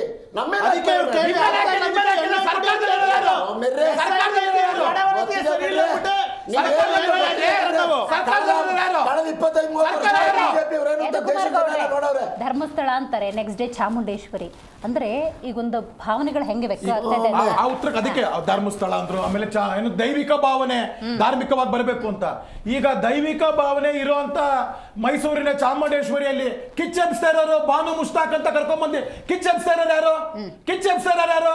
ಮೇಡಮ್, ಇವ್ರಿಗೆ ಏನಂತ ನಾನು ಹೇಳ್ತಾ ಇರೋದಂದ್ರೆ, ಅವಾಗ್ಲೇ ಹೇಳಿದಂತದ್ದು ಫಂಡಿಂಗ್ ಏನಾಯ್ತು ಇವ್ರಿಗೆ? ಅಲ್ಲಿ ಧರ್ಮಸ್ಥಳದಲ್ಲಿ ಯಾರೋ ಒಬ್ಬ ಧರ್ಮದ ವಿರುದ್ಧ ಮಾತಾಡುವಂತ ಮಟ್ಟಣ್ಣನವರಾಗ್ಬೋದು, ಧರ್ಮದ್ರೋಹಿ ಆಗಂತ ಆ ತಿಮ್ರೋಡಿ ಆಗ್ಬೋದು, ಆ ಸುಜಾತ ಭಟ್ ಆಗ್ಬೋದು, ಇವರೆಲ್ಲ ಧರ್ಮದ್ರೋಹಿಗಳು. ಇದನ್ನ ಕೇಳಿಸ್ಕೊಂಡ್ರೆ ಇದೆಲ್ಲ ನಾವು ಕೇಳ್ತಾ ಇರುವಂತದ್ದು ಇವರಿಗೆ ತಪ್ಪ ಮಾಡ್ಬೇಡಿ. ನೈತಿಕವಾದ ಬೆಂಬಲವನ್ನ ಕೊಟ್ಟವರು ಕೆಪಿಸಿಸಿಯಲ್ಲಿ ಸಾಮಾಜಿಕ ಜಾಲತಾಣದಿರುವಂತ ದ್ವಾರಕನಾಥ್ಗೂ ಕೆಪಿಸಿಸಿಗೂ ಸಂಬಂಧ ಇದೆಯಾ ಇಲ್ವಾ? ಅವರ ವಾಟ್ಸಪ್ ಇದರಲ್ಲಿ ಪ್ರೊಫೈಲ್ ಹೋಗಿ ನೋಡಿ ಅಂತಲ್ಲಿ ನಾವು ಕೇಳ್ತಾ ಇರೋದು ಇದು ಸಂಬಂಧ. ನನ್ನ ವಶದಲ್ಲೇ ಇದ್ದ ಸಮೀರು, ನನ್ನ ವಶದಲ್ಲೇ ಇದ್ದ ಅಂದ್ರೆ ಯಾರು? ಒಂದ್ ನಿಮಿಷ ಸರ್ ಕೇಳ್ಕೊಳ್ಳಿ ಸರ್, ನೀವು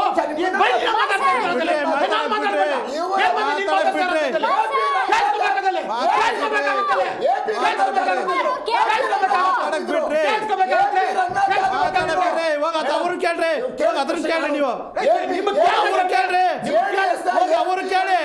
ಅವ್ರನ್ನ ಕೇಳಿ, ನೀವು ಅವ್ರನ್ನ ಕೇಳಿ, ಅವ್ರನ್ನ ಕೇಳಿ, ನೀವು ಅವ್ರನ್ನ ಕೇಳ್ಬೇಕಾದ್ರೆ ಪ್ರಶ್ನೆ. ಇವತ್ತು ಏನ್ ಮಾಡಕ್ ಹೋಗ್ತಾ ಇದ್ದಾರೆ?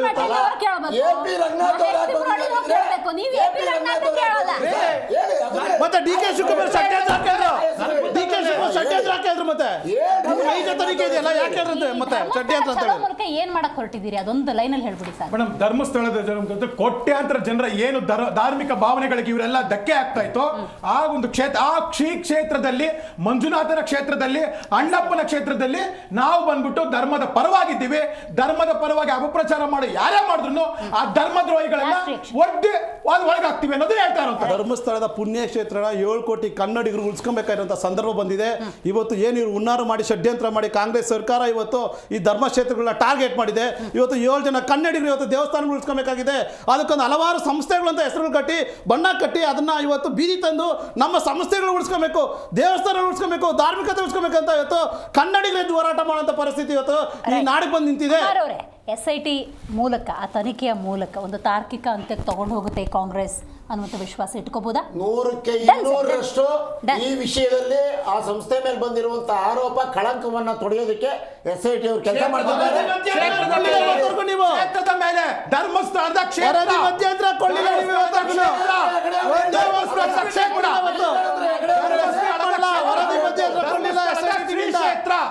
ಧರ್ಮಸ್ಥಳ ಶ್ರೀ ಕ್ಷೇತ್ರದ ಮೇಲಾಗಿರುವಂಥ ಕೆಲವೊಂದು ಅಪಪ್ರಚಾರ ಅಥವಾ ಸತ್ಯಾಸತ್ಯತೆಯನ್ನು ತಿಳಿಯುವಂಥ ನಿಟ್ಟಿನಲ್ಲಿ SIT ರಚನೆಯಾಗಿದೆ.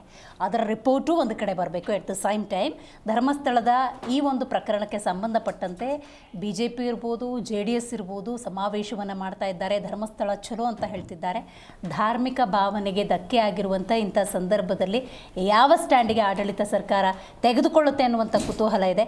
ಒಂದಂತೂ ಇಷ್ಟೇ, ಒಂದು ತಾರ್ಕಿಕ ಅಂತ್ಯಕ್ಕೆ ತೊಗೊಂಡು ಹೋಗಿ, ಇದನ್ನೆಲ್ಲ ತುಂಬ ದಿವಸ ಎಳ್ಕೊಂಡು ಹೋಗೋದು ಬೇಡ. ಕಾರಣ ಇಷ್ಟೇ, ಬೇಕಾದಷ್ಟು ಸಮಸ್ಯೆಗಳಿದ್ದಾವೆ.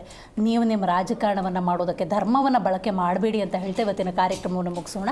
ನೋಡ್ತಾ ಇರಿ ಜಿ ಕನ್ನಡ ನ್ಯೂಸ್, ಸತ್ಯವೇ ಸುದ್ದಿಯ ಜೀವಾಳ.